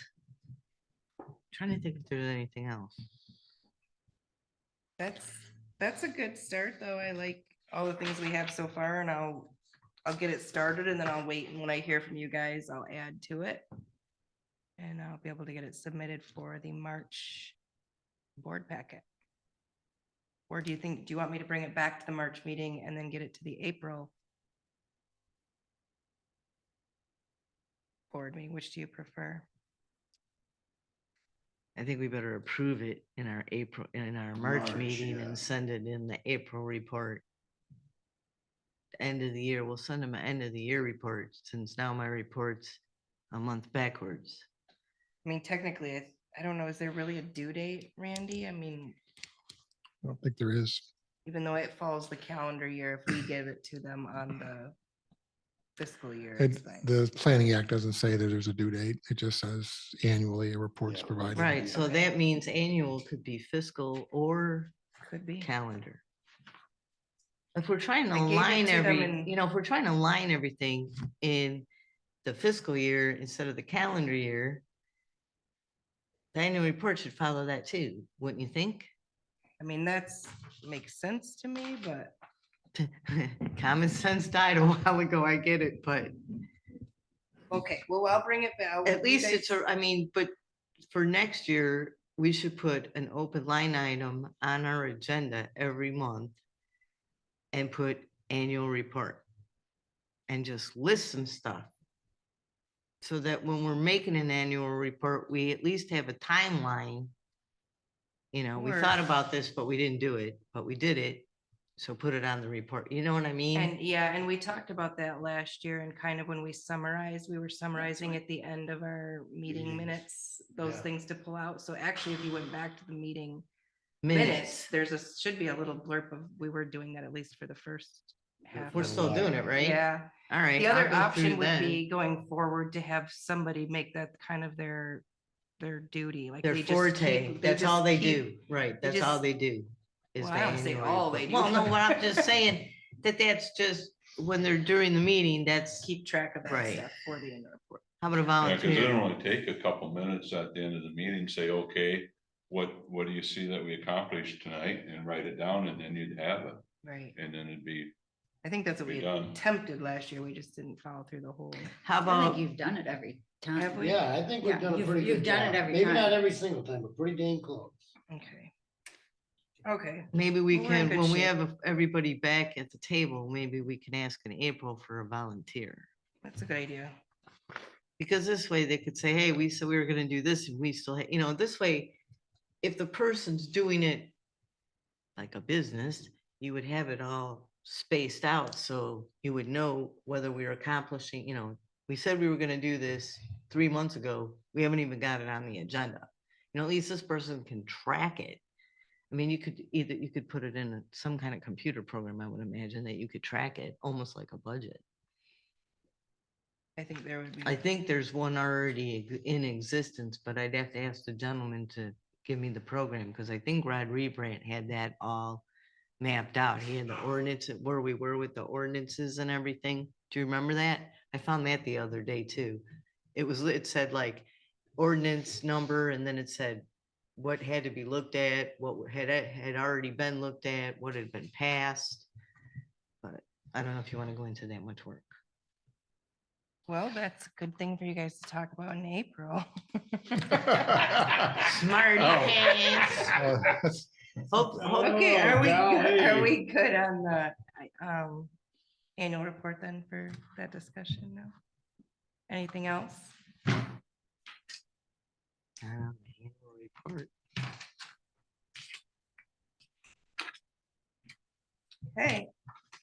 I'm gonna move us back all the way up to approving our minutes from the joint Township Board and Planning Commission meeting December 13th and the regular Planning Commission meeting January 3rd. Any corrections? Mike? None that stuck out to me. Did you see anything else? Wait a minute. Okay, Carl, did you see anything? Yeah, what? What page? We're scrolling all the way back up. You gotta be. I know. Page 3 for That's the- We're on me. page 3 now, Carl. Pardon? Page 3. No, but there was something in the minutes that I thought was incorrect. Let me get back to the minutes. Where are they? Page 3, Three? 3 Through through 6, is it? 6. Okay, let me know.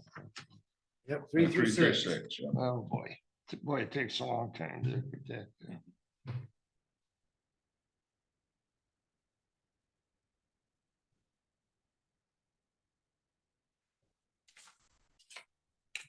I just keep hitting a number on here so it doesn't go to sleep. We'll see what happens. Yep, that's good. Just keep switching back and forth to chat.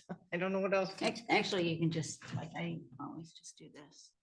Just hit right- Where's the, right there. Oh, And okay. then in a minute, Okay, got it.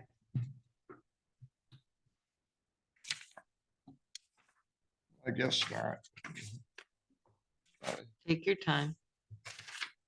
Did you have anything, Heidi? while Not he's on the looking? minutes, no. Michael, you'll be humorous. I played your role the other day on a document. I said I should call Michael up and have him put his eyes on this document. I thought you'd appreciate that. I almost did jump in the car and come over and go, here, see what- anything? Are you good, Carl, or? It's kind of. Okay. It's a pass the bylaws. All the way to the top.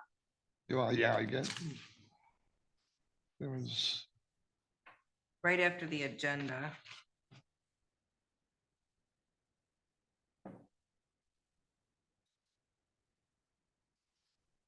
special meeting, I can tell you on special meeting business number 1, the 3rd line, 4th line, I'm missing a word, then there will be the formal process. There, I set you all up for a correction. Anyone else come up with anything? Yeah. Did you just read that now? Or did you read it the other day? No, I just found it. Oh,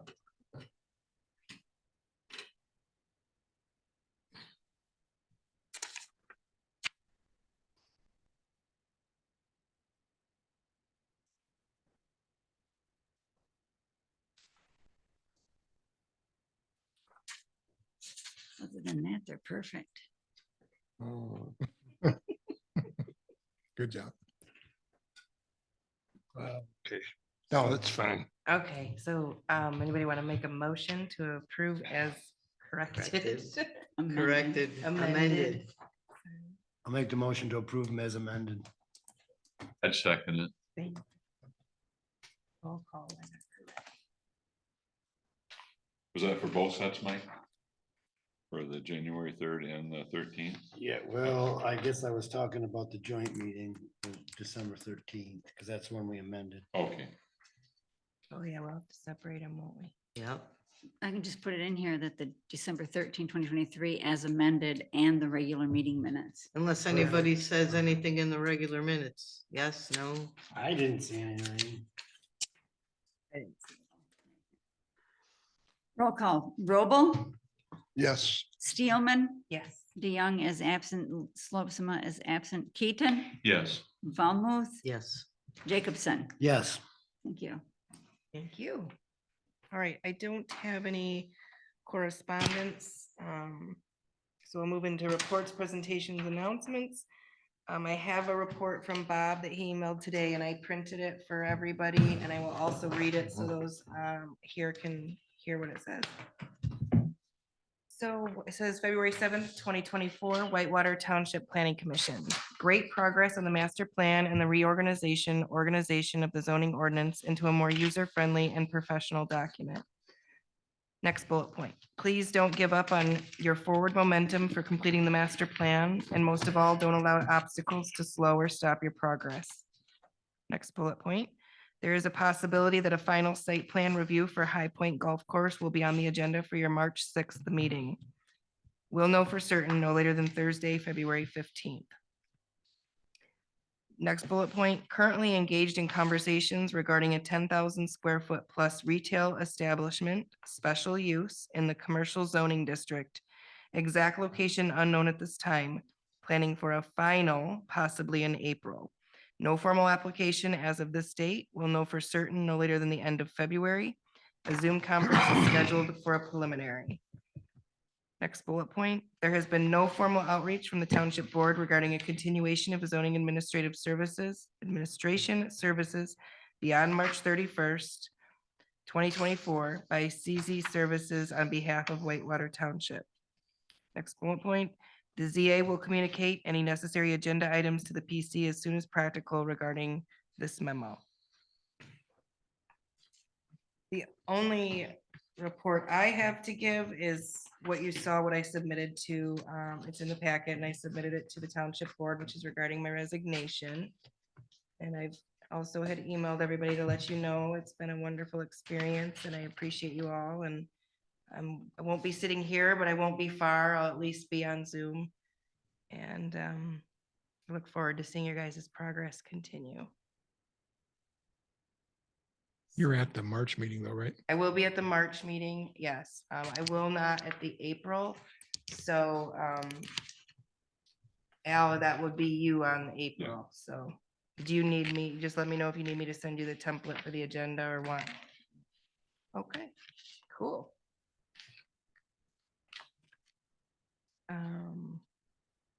So does the election of officers occur in March or In April? April. In April.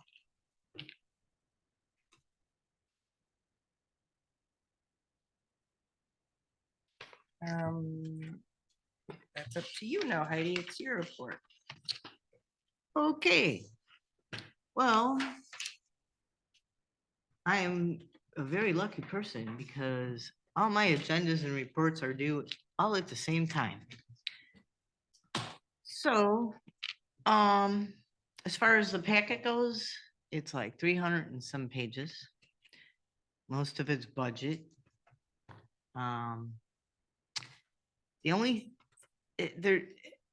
I've read through most of it, just skimming it because I also had to do this packet and that packet didn't come, the board packet didn't come out till Monday. There's not too much that I really need to see that you think you need to know. If I read it again and I see anything, I'll put out a blurb.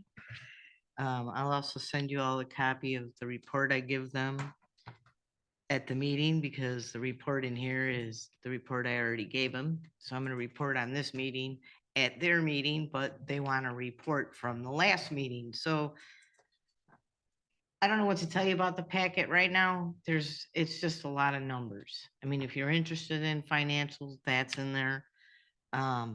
This report I want to give you tonight has more to do with Randy's information in the packet, because when I was going through his information on the packet, it was very interesting, because from a standpoint of a decision maker, we had a lot of confusion with the setbacks with the ZBA. Okay, he had questions, we had questions. You defined it perfectly. I mean, the homework on your issue here is, I read it, I was like, wow. Can I just ask you how long it took you to put that together? I don't remember, hour or two. Hour or two, okay. So I sat down after I read that and thought, if I was sitting on the ZBA or if I was sitting on the Plan Commission, what would I need to make a decision? Well, I went back through packets and that's where I kind of went, oh, I got concerned because there's so many things that I documented about the setbacks and the whole issue, like the subdivision, what they wanted, how they wanted it, why they were going for the variance. And I started putting paperwork and writing paperwork to the right of what I thought should be in the packet. But I found some interesting things that weren't in the packet, like deed restrictions and property restrictions. So I pulled those up. Well, what was really interesting is right here in their restrictions, they talk about certain ordinance numbers, they talk about certain article numbers. So when something comes to us in a packet, if someone fails to notate ordinance 33 or amendment this or whatever, and we don't know about it, are we doing our due diligence at the table? Technically, we're not because we don't have all the information. So I pulled up a bunch of things, especially with the annual report, and Michigan State University has the forgotten law, Planning Commission review of capital expenditures. Well, that was an interesting 4-page read. I'll send it to y'all. There's documents that we need to make sure we get from the different departments when we're doing our job, possibly. So I want to thank you, Randy, because that was so thorough of an explanation. And to backtrack his explanation, I just like you guys, I know you've already read it in the packet, but when you go home tonight or this week or something, reread it again and look at all the information he gave you.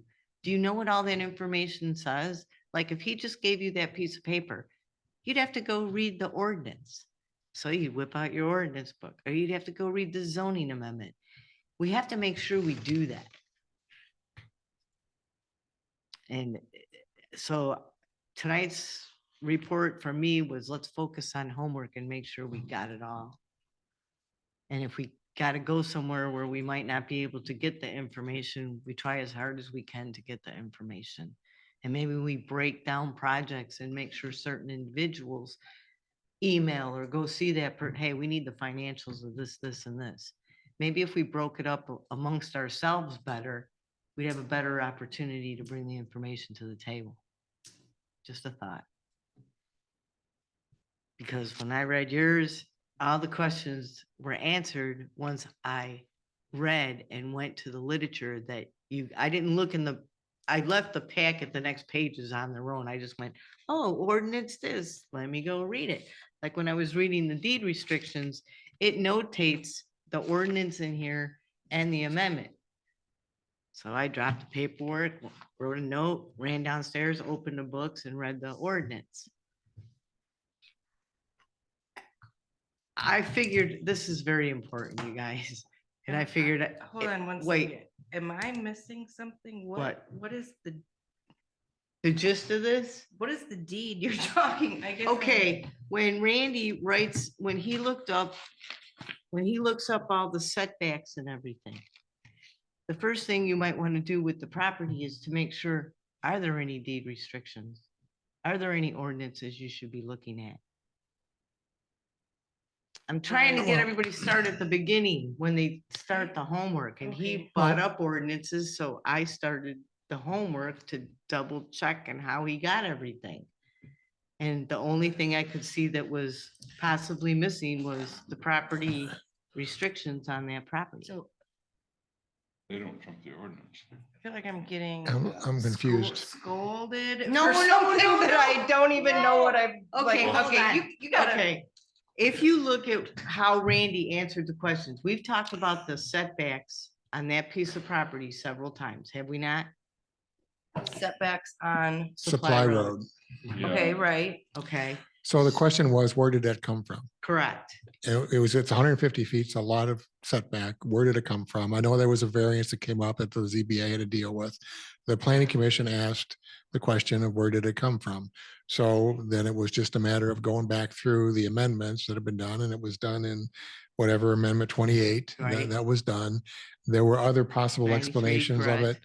None of those made any sense after you read what they were. And so we're left with, it's 150 feet. We don't know why. There's no reasonable explanation for it. And we should talk about it more.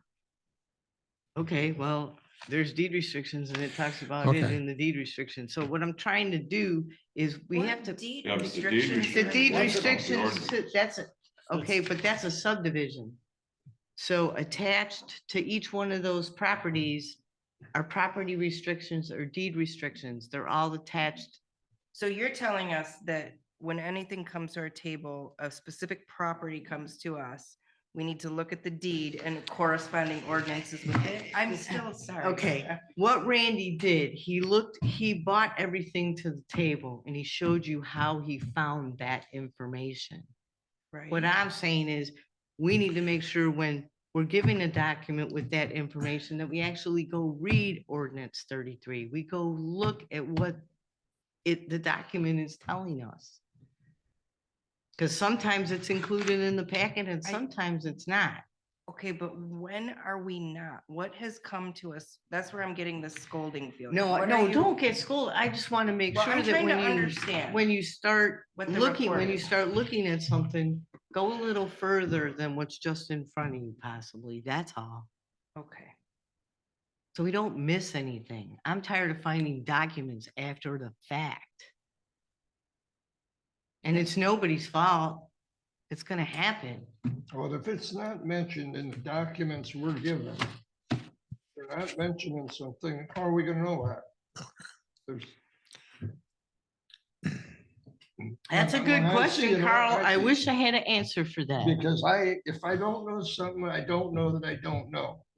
Exactly, and so but I we still can't- don't know. We can't even find where the 200 feet come on the roadway. So, Well, I okay. got into, on that roadway, I got into that a long time ago.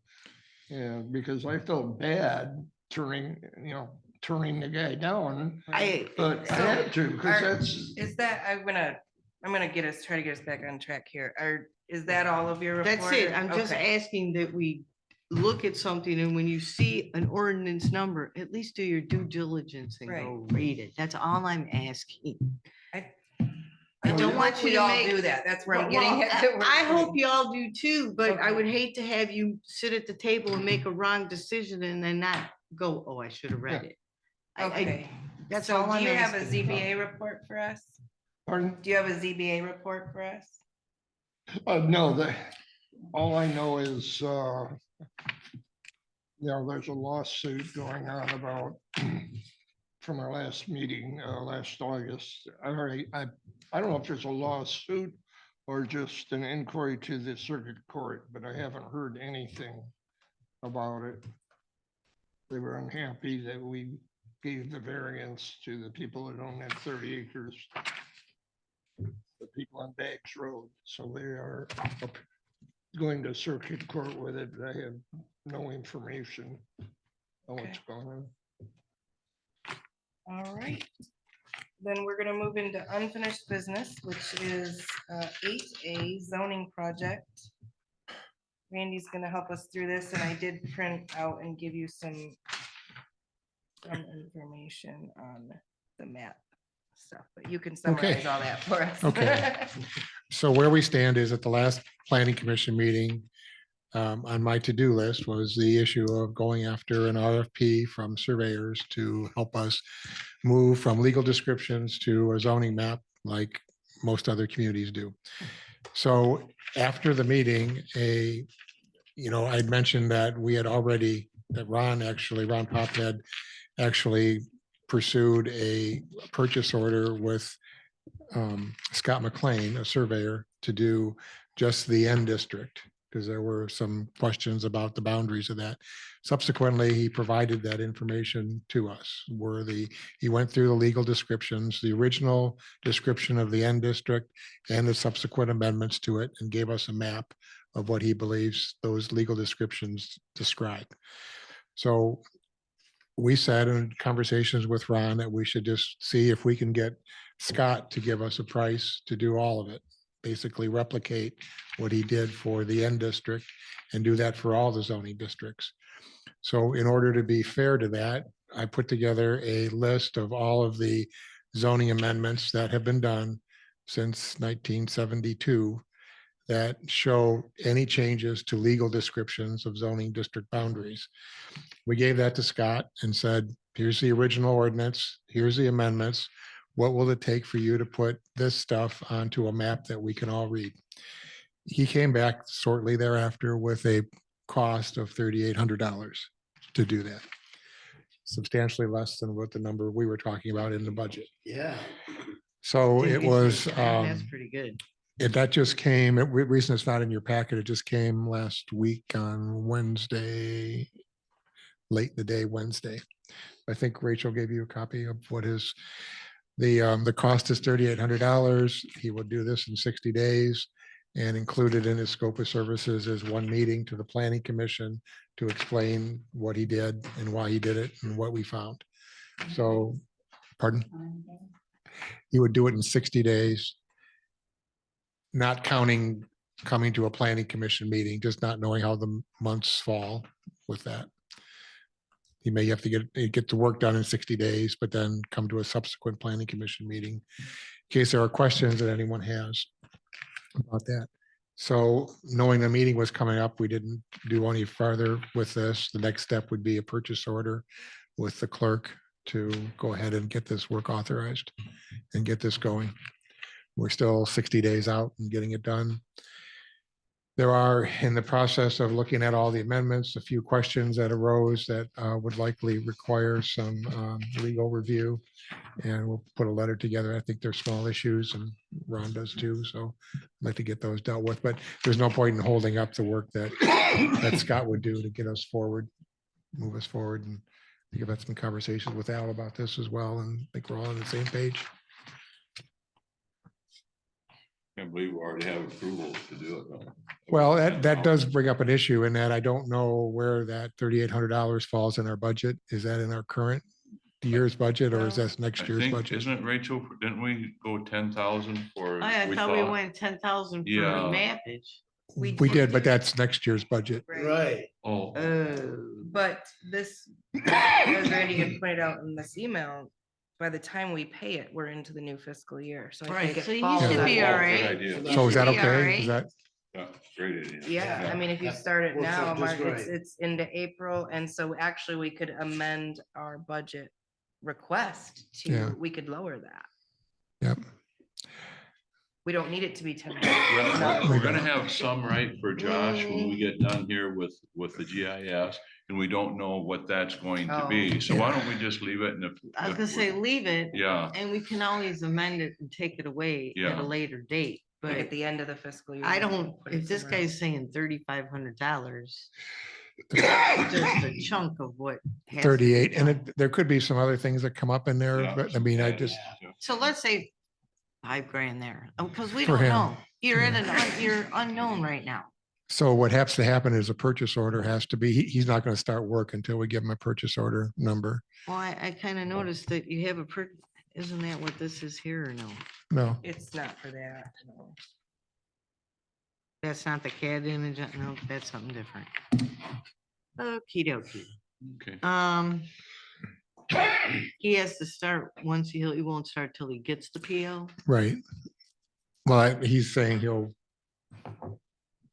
get the work done within 60 days after receiving an order to proceed, in which you wouldn't do that till you had a purchase order.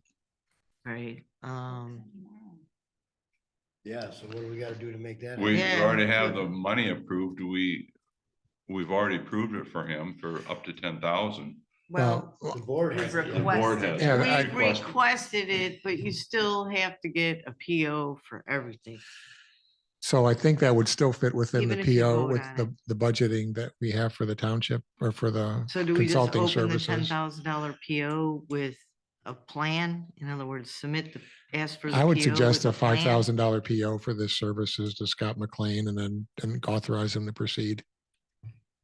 Okay, So do we That sounds make reasonable. we do a And- motion and stuff for that? you're gonna have to Yeah. do a motion. Okay, I'd make a motion that we approve $5,000 for Scott, what's his real name? McLean, Scott McLean surveying for the surveying work that's being required. to convert the legal Yeah, descriptions convert the legal from descriptions to the map. legal descriptions to mapping. To be completed, give him an end date. To be 60 days. completed within 60 days. From it, that's all in the. Yeah, no, Right. that's in the contract. I'll second it. Thank you. No, Zoning map. zoning map. Into the. The Well, legal descriptions to a in- map, converting. to it. converting legal descriptions to a zoning map. If he quoted 3,800, why are we asking for 5,000? Because there's There more. may be beyond. some more things that he finds along the way there too. So that way we won't have to come back if we Or find a another couple. PO. So we're only authorizing 3,800, but I guess I don't know how the PO system works here as far as, You have to get one every time. so maybe it should I be, can tell you in the treasurer's Okay. office, we get a quote from somebody to get something like envelopes. Well, if That's what goes on the PO. okay, the exact number We then? don't just- Okay, Oh, okay. okay, so maybe it should be 38. So you want to So put put 3,800? So maybe a 3,800, 3,800, then if there's a start the need for more, process. we'll amend the PO. Okay. Yeah. Okay, So you Please change amend that the to PO. 3,800. Let's say you found out you needed extra envelopes. Do you just amend the PO? I just, yeah, if you change that to 3,800. Yes.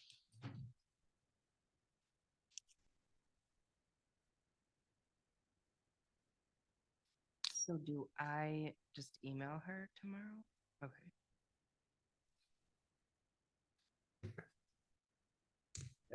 Second, I Rainey, second can it. you send her the email that you got so she can Yeah. attach it to the PO? I'll help you with that, Rachel. Okay. Thank you.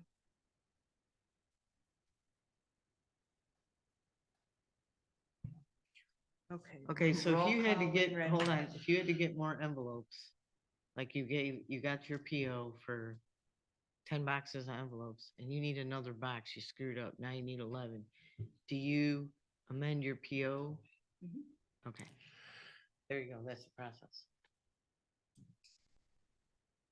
If it's within a certain.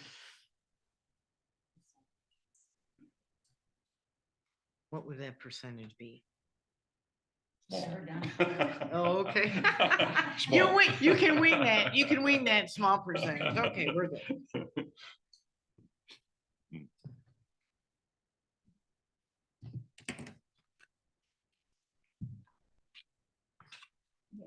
Roll call. Yes, What please, was roll that? I'm call. sorry. Yes, no, you're good, you're good, you're good. Roll call. Yes. DeYoung is not available. Keaton, Yes. Steelman, Yes. Folksman's not available. Ballmuth, Yes. Jacobson, Yes.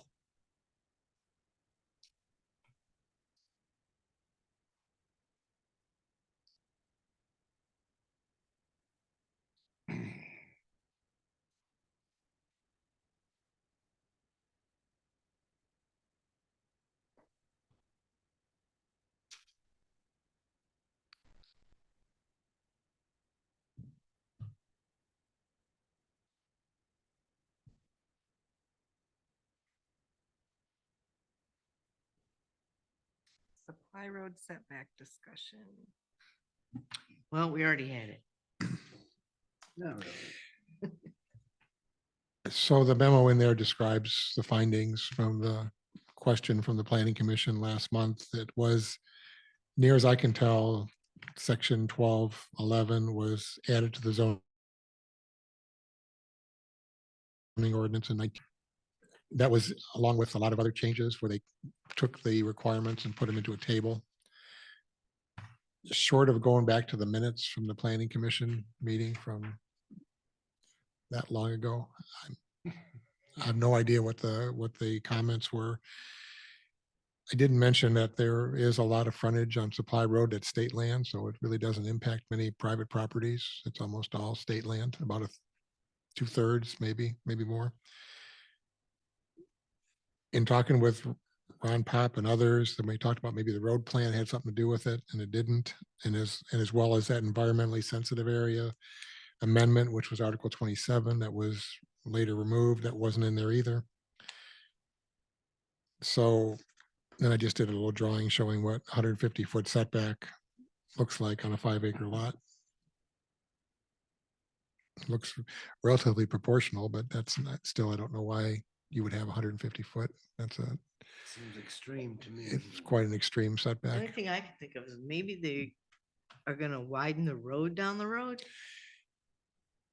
Yeah, I just can't imagine widening it. That much. 4 lanes? Well, 150 on both sides at 300 feet. You could put an interstate through at 300 feet. Yeah.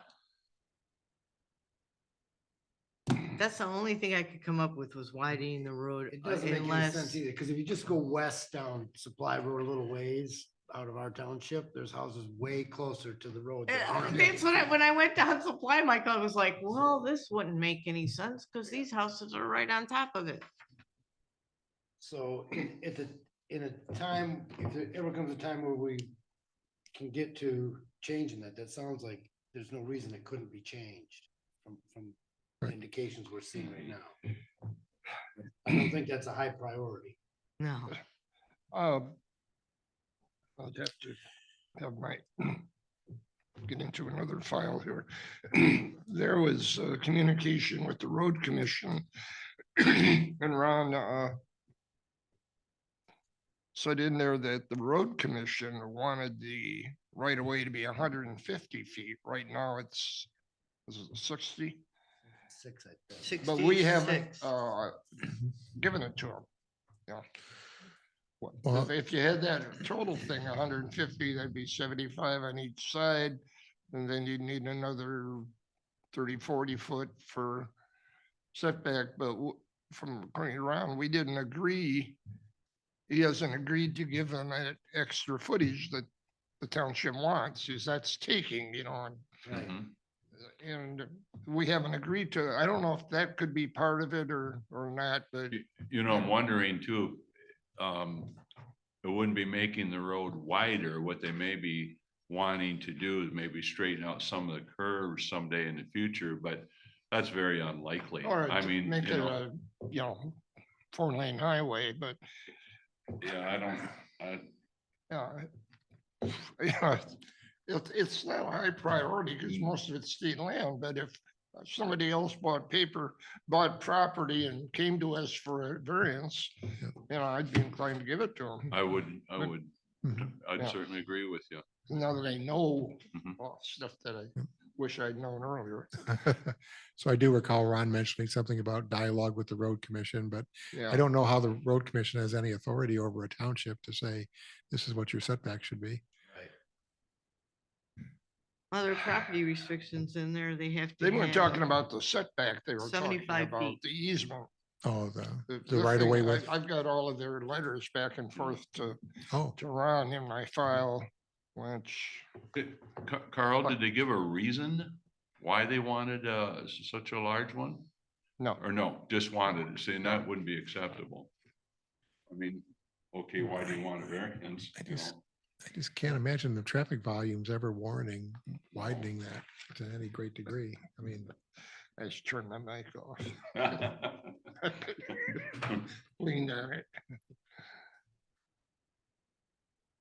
So something to consider down the road once we're making zoning changes. but Yeah, and at I would least the think if- research is done now, right? Right, yeah. And I would think if Carl comes with a variance, we should take a good look at it for him. So, if they come for a request, fine, Right. we'll certainly look, prioritize it, I guess. Anything else related to the zoning Well- project, or were we done with that? yeah, just one other thing. I've Okay. continued to work on the zoning amendment chart that I've put together. I've distributed a draft version of this back in October. I've updated it since. I haven't distributed it yet because I still want to double check a few things, but I found out, you might remember there were a number of gaps in the ordinance amendment book that everyone was given. There were some things that were incorrect in there and some things that were missing. Some of the things were missing because zoning amendments were numbered but never adopted. In other words, the planning commission gave it a number, but then it never was either Never approved got by the out of there. board, it never got out of the planning commission and never whatever. So that contributes to the confusion, at least that I had about where some of these amendments were, but there were still a couple of missing pieces and there was some general ordinances mixed into the zoning ordinance amendment book that everyone was given, but I think we're getting close to sorting it out. So. Exciting, getting close. The word's Exciting. like- Yeah, so this issue about the zoning map is taking some time here, so I haven't got much work on the text of it, but at least we're getting progress on the zoning map and we'll ultimately, and that can hold up some other things here too, especially with the master plan, but hopefully the 60-day window will work out good for us and there could be some need to circle back depending upon the existing zoning map that we have. And I'm hoping there isn't a lot of change after we get that new map out. That's it. We're gonna move into master plan then. I didn't receive any written communication from Keith or Linda on chapter 5. No. But did anybody else have anything? I had some comments from Linda Slopesma, Oh, and did you? I made those comments and corrections and gave them back to her. So Oh, there's okay. some Good. edits to I- that, but that's the only ones I've received. You want to share them?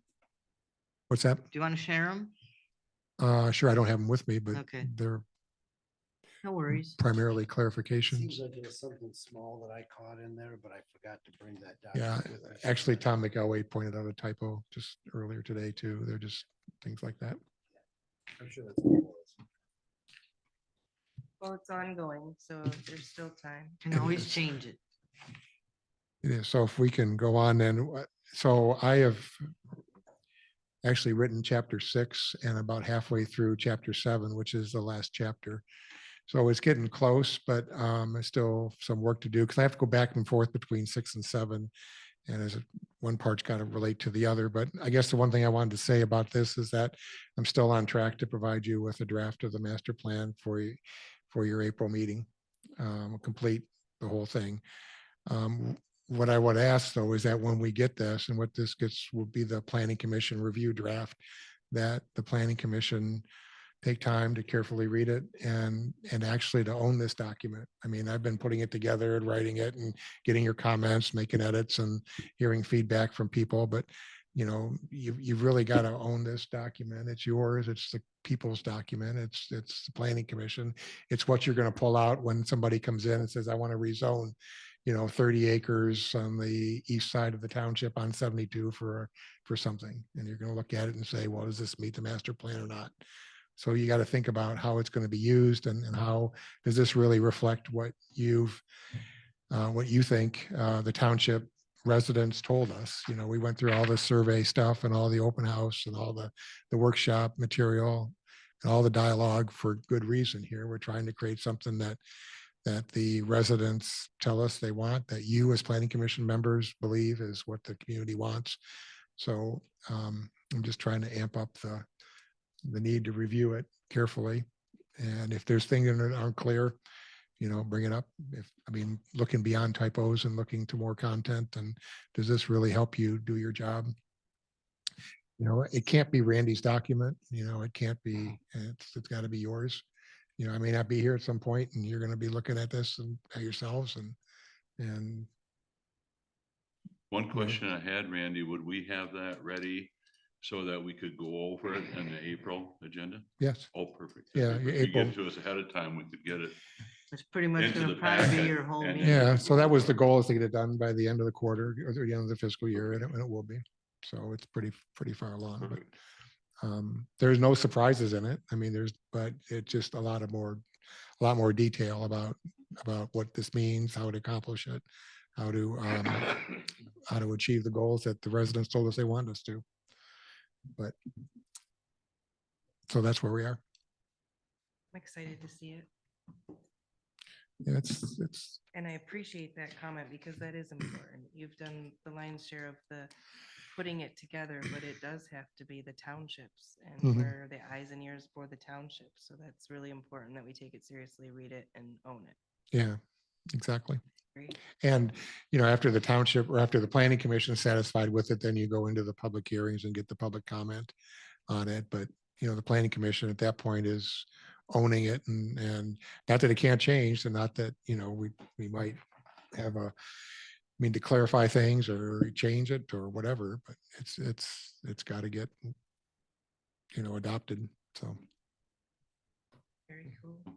Can I ask you a question, Randy? Might be far-fetched, but in your line of work through this whole process, have you ever seen it get to the public hearing and it be a total disaster? Or is it just minor changes? Never a total disaster. I just don't want to see, I No. just don't want to do all this work and then get to the public hearing and somebody goes, hey, you gotta start all over.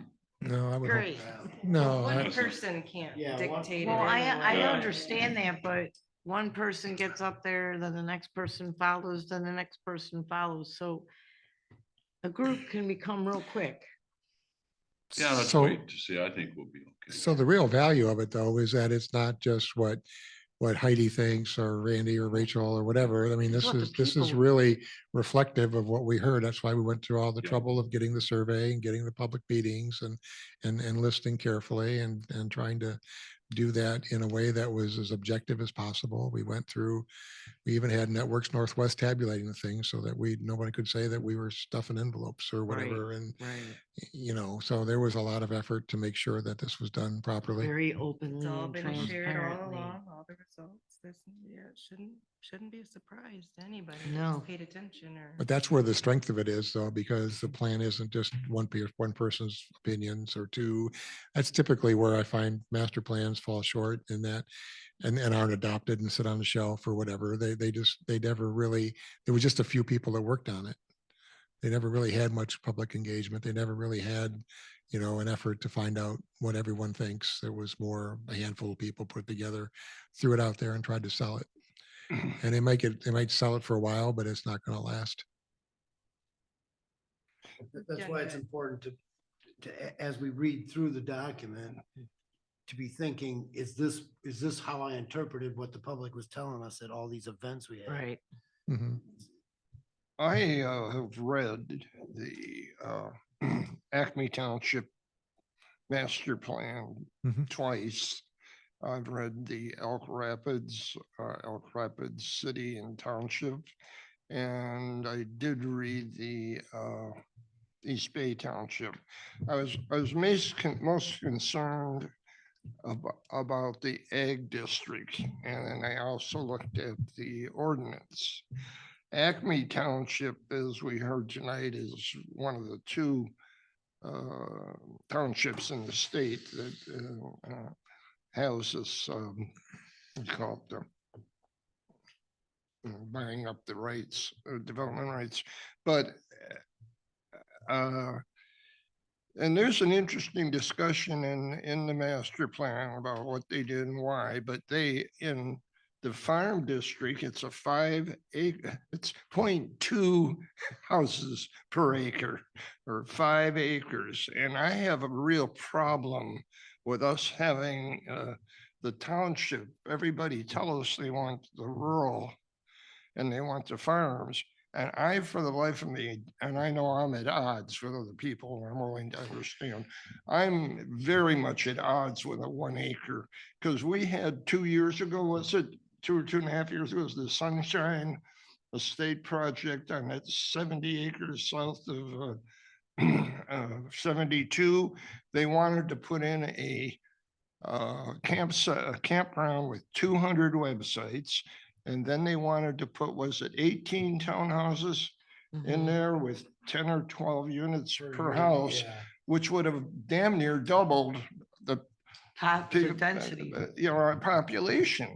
And that's still, everybody came to that meeting, was opposed, and they withdrew, this company withdrew that, and we're having the issue over on Baggs Road because of the 1 acre. And when Tom said he thought that 5 acres would make it worse, I want to hear the arguments on both sides, because I strongly feel we need a 5 acre minimum lot size in the agricultural district, but I haven't heard all the arguments, but that is what Acme Township and some others have done. And What I heard Laura say and what I keep coming back to is that making PUDs good for both, good for the developer, good for the community is probably the best way to tackle that from both angles. Because you get the best of both worlds that way. But I haven't heard anything about that. I don't understand it. well, Laura mentioned it, and then we've talked about it a few times that, that's one way, and Randy showed the example of Millbrook and how it's condensed, but it's, things like But that. if you leave ag at 1 acre, you have to somehow compromise here. Because Well, is it can't- 1 acre, 3 acres, or 5 acres? Because the same thing is gonna happen if you leave it at 1 acre. We can't, this is just an idea off the top of my head. It's all right, go for it. On an individual basis, person buys a 1 acre chunk and wants to put their house on that 1 acre. Why can't we leave that intact? But if a developer comes in and wants to buy a big chunk of property and put a bunch of houses on it, why can't there be a different rule for that? And I don't know how to make that work. Man. Contiguous, if Could they you run do that? together, it's a different set of rules. If they're by themselves, it's an individual. Well, you kind of do that now with a pole barn and a house.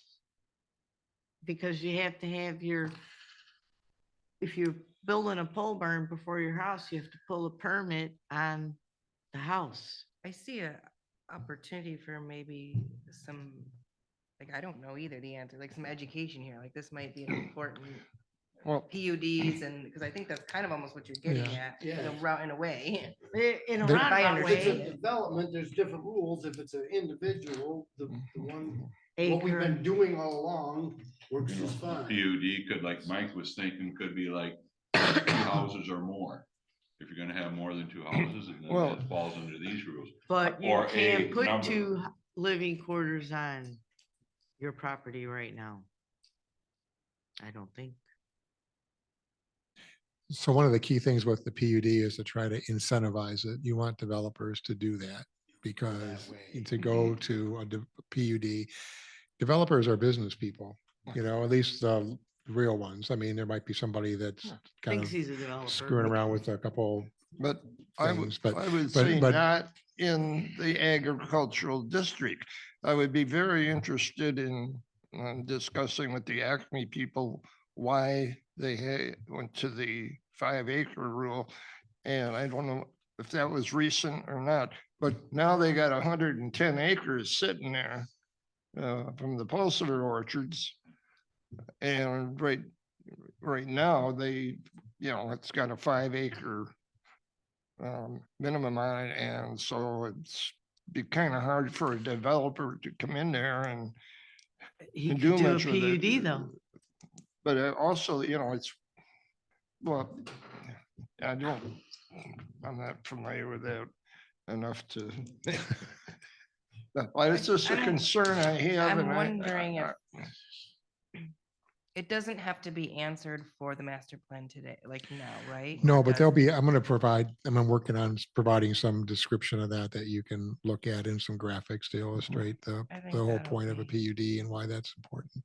I was in gonna the say, I agricultural think, the district. getting the master plan, that's not contingent, the master plan's not contingent upon that decision, but that's a very necessary discussion soon. And so education in the next few months on that will be really important and, Well, understanding all yeah, of it. but I So do, for us and the public.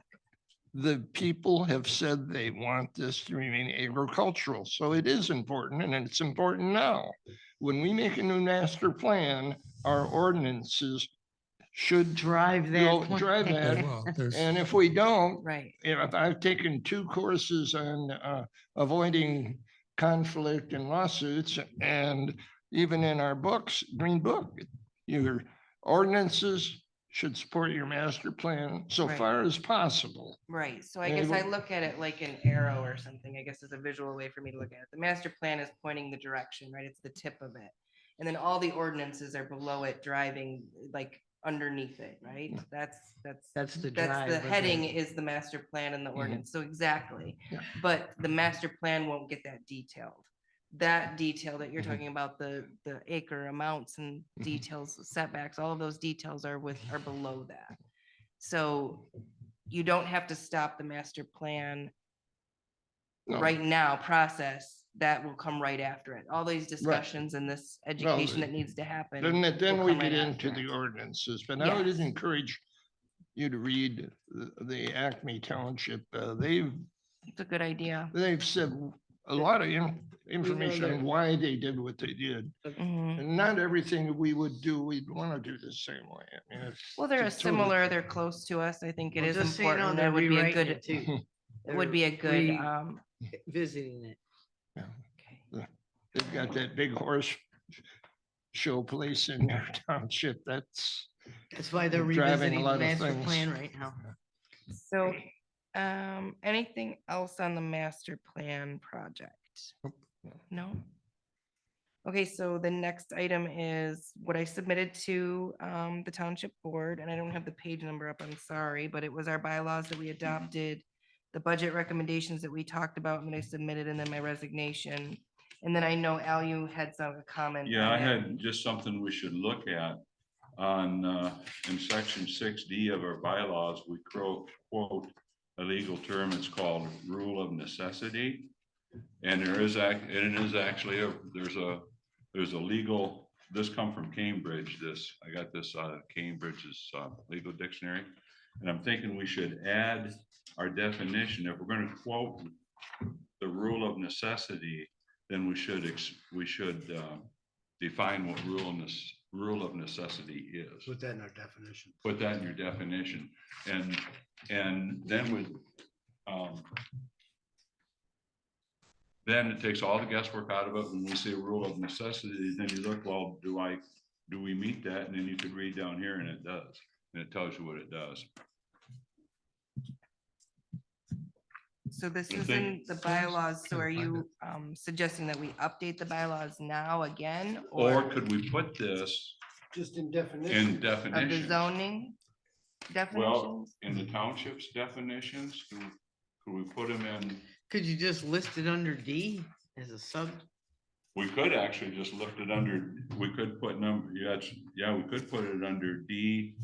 Let me see. Number D, one. Yeah, I see what you're saying. D, Like number one? D6, Yeah, 1, right. and then just define it there.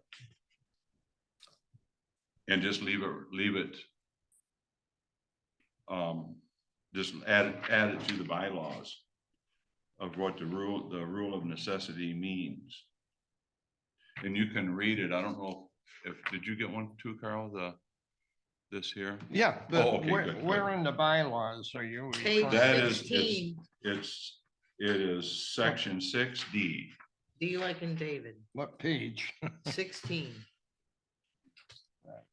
So I guess my question for the table is, are we doing technically on January, we update our bylaws. Is this something we want to wait till January to do, or do we feel this needs to be done right now? If we're gonna quote it, we should just add it to it now.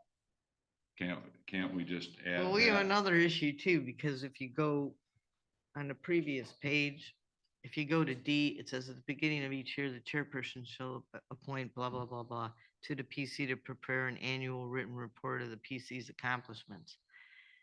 Are you gonna change it to calendar year? Are you gonna say at the beginning of each calendar year or at the beginning of each fiscal year?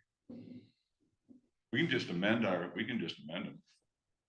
I mean, we might have submitted them for approval, but we found. an Well, they error- don't have found to an- approve them. We follow. approve them. We so the approve 'em. Board doesn't, there's Okay. just an FYI for them, so we can Because do see, what we want. really. right. Okay, So if you read D on page 15, at the beginning of each year, the chairperson shall appoint one member of the PC to prepare an annual written report, which is what we're doing, of the PC's accomplishments, development, and planning activities for the township board as required with blah, blah, blah, blah.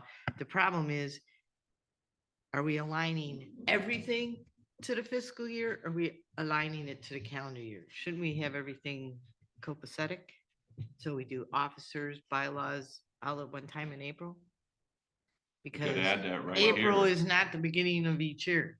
Okay, so then if it was at the beginning of the fiscal year, you wouldn't actually do it until April and you wouldn't Correct. actually submit it to the township board. You'd have to bring it back to your May PC meeting for approval and it would go in the June So then do you want to township board put meeting. at the beginning?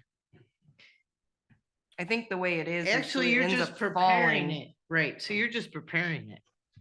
So you'd be all right. I guess the way I read it, we start now, but it doesn't actually make it until the April board Correct, packet, which is correct. the beginning of the fiscal year. Right, So so I we're don't think good that there. you have to change it. I think it just falls that way. So that they receive it in April at the beginning of Right. the fiscal year for the previous fiscal year.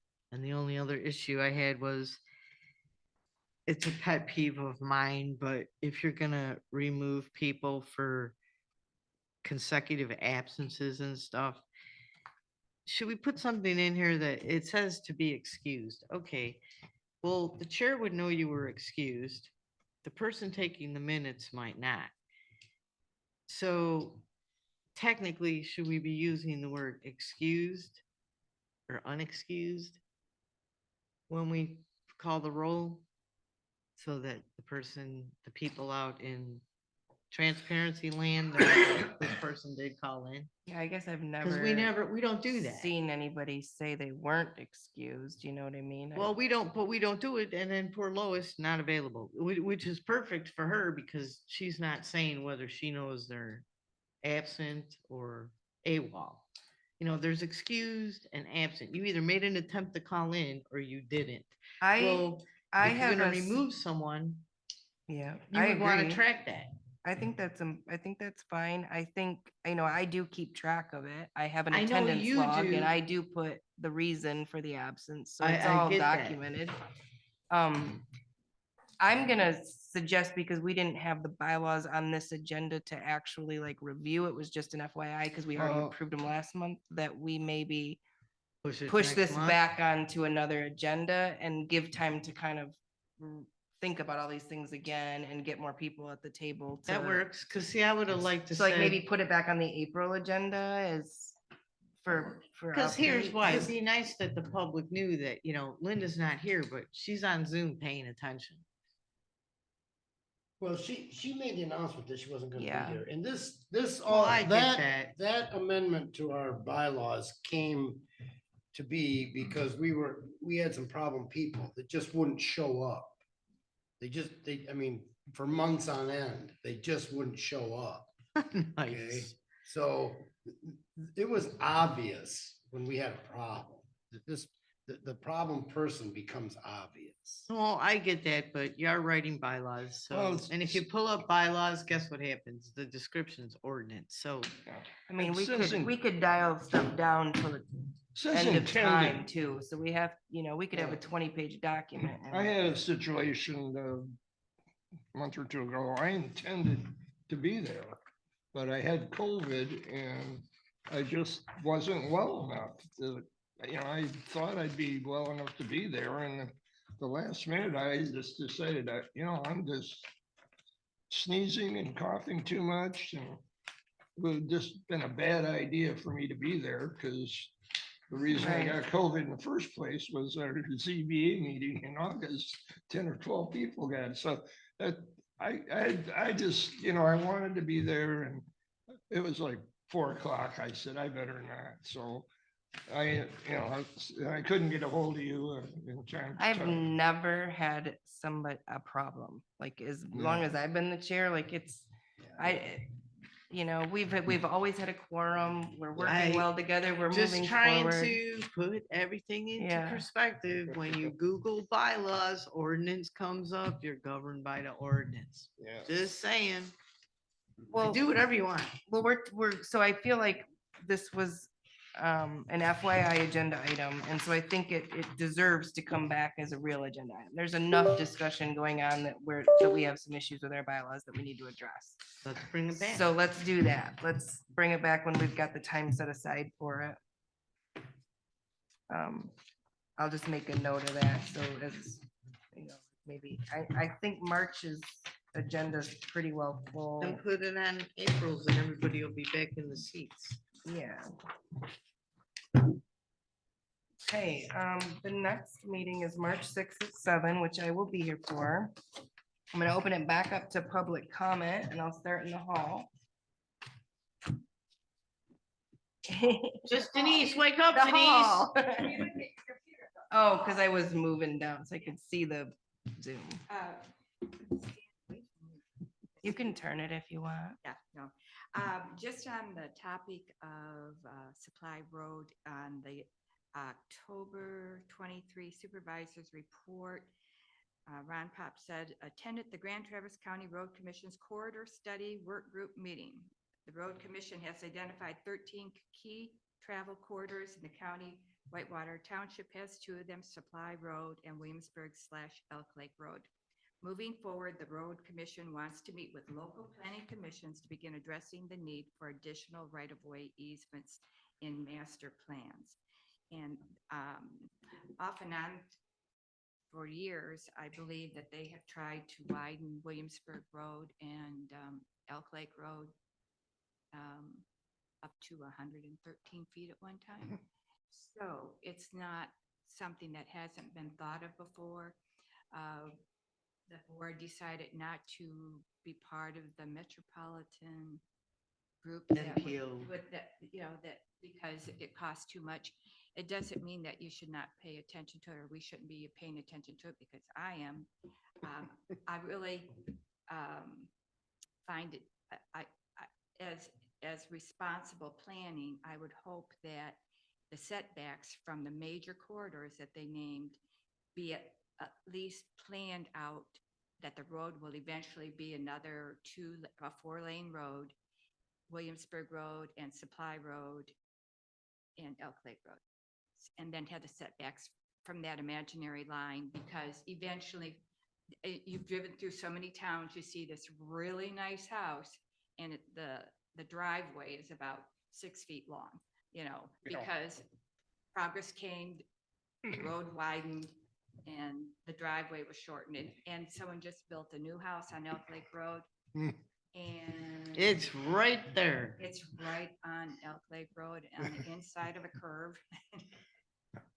Where did that come from? October 23rd, Ron Pop's supervisor's report. Oh.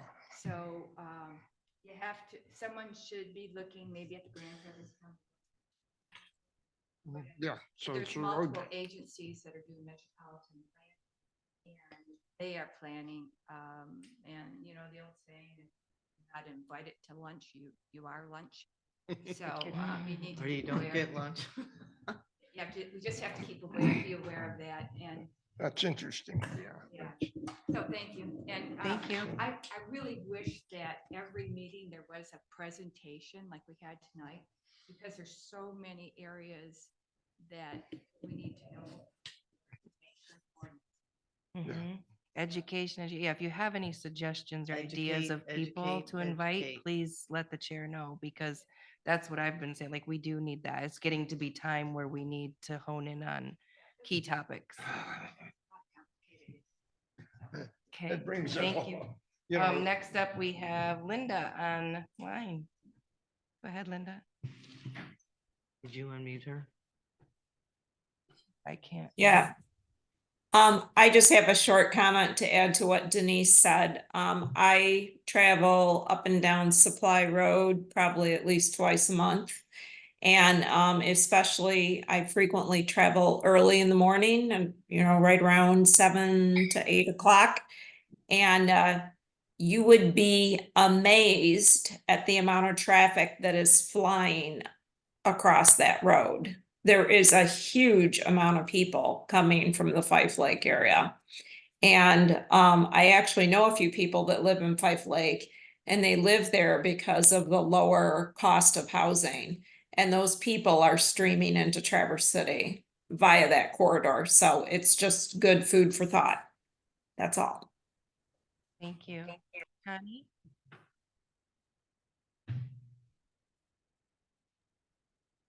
Yeah, when you lost the feed earlier, Michael Sherman was still talking, and so I didn't catch the end of what he was there for. So I'm just wondering how that ended, and I'm sure the recording probably stopped when the feed was lost, so I hope the rest of the meeting got recorded after you logged back on, but also down here in the area where I live, all of the ag land, I'm not gonna say all, a lot of the townships that are near here have 5-acre minimums instead of the 1 acre. It's kind of unheard of around here. A friend of mine that I went to high school with is on a board in one of the townships, and he's a farmer, and he's involved in through the state of Michigan. And he said, you know, it's pretty rare, but it does happen. So I'd love to see the 5-acre come back to protect more of the land from, you know, house upon house upon house. So I'd love to see that happen. So thanks a lot for your time tonight. Thank you. I don't know where the video, okay, so 2 things. The recording did come back on. It's been recording, but I don't know exactly when it stopped, but I jotted down that Mr. Sherman's question was about the PUD overlay section of his property and the conservancy. That was the primary questions he had after explaining what his goals are and what he's been doing, right? Yeah, I didn't have the heart to tell him that there's 2 PUDs in our ordinance. One's an old. I So didn't either. there's more to sort out with Yeah. that. But So it was just, and we didn't have any answers for him, obviously, right now, but it was more of an I think intro. some of those would be unbuildable because they'd be wetlands. yeah. One other I point don't- with regard to the setbacks on the roads that might widen, the way that I've seen that happen in a lot of places, of course, as roads get closer and closer to capacity. You typically will measure the required front setback from the center of the right of way. Yep. As opposed to the right of way, which could move. If they widen it, then the right of way moves. If you take certain corridors and measure the required front setback from the center of the right of way, then you're able to expect or accommodate future road widenings. Which So- would make That's- sense That's because how I Yeah. thought it always had to go. in the but- deed here. it's Yeah, but ours 75 doesn't do feet. that. And I mean, but it's only really relevant on the major corridors like Supply Road, Williamsburg Road, Elk Lake Road, and probably 72 as well. Thoroughfares. What are our keynotes for Heidi to share with the township board next week? That we had a great presentation. Yes. Come on, guys, I need some stuff. I should just go tell them about last meeting like they asked, so, but we'll give them this meeting too.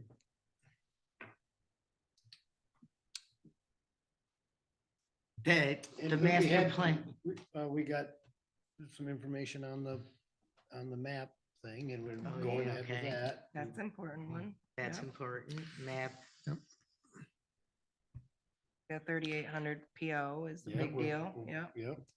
Okay, how about, That you we're just working on tip our something? annual annual report. Maybe we should tell them that the master we heard plan, that- should we tell them that the master plan is set? Still on. It's Still on schedule. Still on schedule. schedule? Yeah. Okay. And we heard that the gentleman's presentation there from Millbrook. Is that the Millbrook, when you drive down on Church, the White Just- House that says Yeah. Millbrook? Yep. Just south of here. Used I to- gotta find out, They I used to gotta, say Whiskey Wong. well, yeah, okay. this is my question. Does anyone know what the call board says at the stairs of that? I got a phone call today and somebody wants to know why there's a call board at the top of the stairs. So I'm Where at? like, there's a Where? call board. It almost looks like a church, call board that they're gonna put today's reading on Oh, outside yeah. a church. It Oh. almost looks just like that, but it's at the top of the stairs. At And I got Millbrook? this is the White House on Church. To the right of it is the top of the stairs is a call board. Over And this there. resident wants to know why there's a call board there. Now I know who to call them. Perfect. I was saying, that's either the dam or the mill house. It's. That's what I was thinking but then Okay. the person was like, you need to find out what it says. I'm like, okay, whatever. All right, so we got some stuff. So what would you like me to tell him on Millbrook, that the gentleman, you gotta give me what you want me to express? He's He's asking expressed about his conservancy property and who does he have to talk to find Yes. out? In the easements thereof. Yeah, what can he do and who should be doing it? He came to the right presentation. Yeah. Because as far as us going in there and cleaning it up, probably not very likely we're gonna spend the money for that, but if it's our easement, and he wants to clear some trees out of it so he can ride his horse through there, I don't think the township would have any problem with that, but I guess we need to figure out what do you want? Right, you yeah, gotta- I didn't get a lot of that yet, but. I didn't get a lot of his needs and wants either. Yeah. He They was were just- introducing though, that was Right, very right. kind. That's nice. What else, guys? So we've got the Millbrook, you've got the $3,800 PO for the map and the master plans on track. Zoning map, discussion, You did discuss that. zoning map and And we had a. ordinances. And we had a or the legal des- presentation. Yeah, legal descriptions in relationship to the zoning map. I think that's a good summary in Laura's presentation, if you didn't have that. Yeah. Laura's They should have come see that. Oh, it'll be available on Zoom. Hold All on, I right, don't wanna lose so Zoom next again. is our action item. So Sunday before the Super Bowl, everybody's gonna tell me what trainings they did or things they attended this last year so we can get it in the annual report. Randy's gonna help me with the PO for Cheryl tomorrow.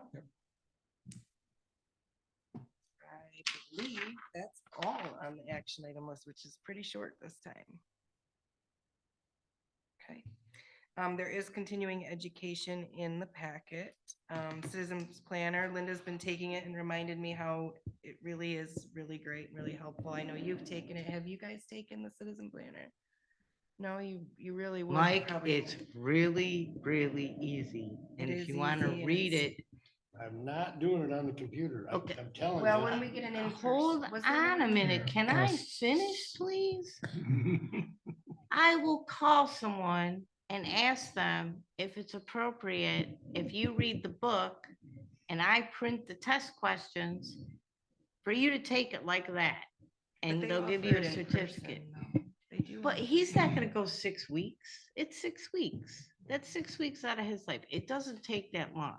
He can read. I've read the thing 3 times. It doesn't take that long. But all you would need to do, Mike, is read it.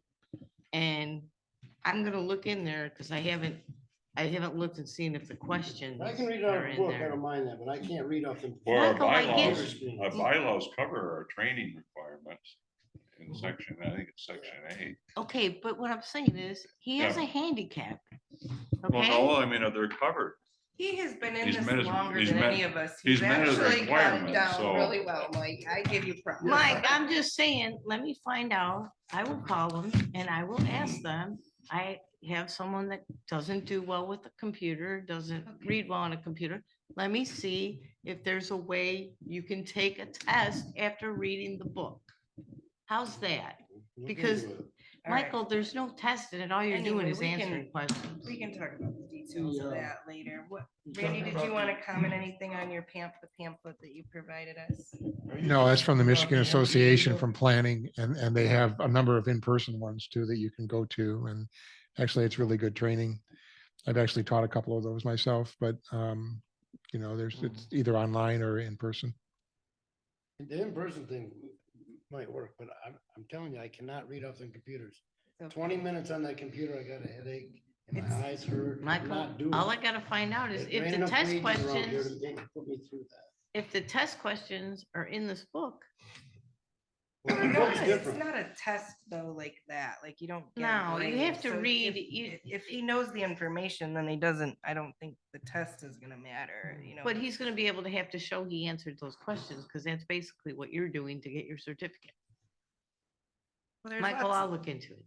Okay, so there's also the training workshop pamphlet that you provided, and then Bob Hall provided a couple of documents too that I included. So anything else from anybody before I adjourn it? Okay, I'm gonna adjourn the meeting at 9:52. Thank you guys very much. I'll see you next month. Okay. I don't wanna screw this up, so I go to more. I have his cell phone, yeah. Do you need more for now? Hold on. Could you, when you're done, You just come over end here the and meeting? Yeah. just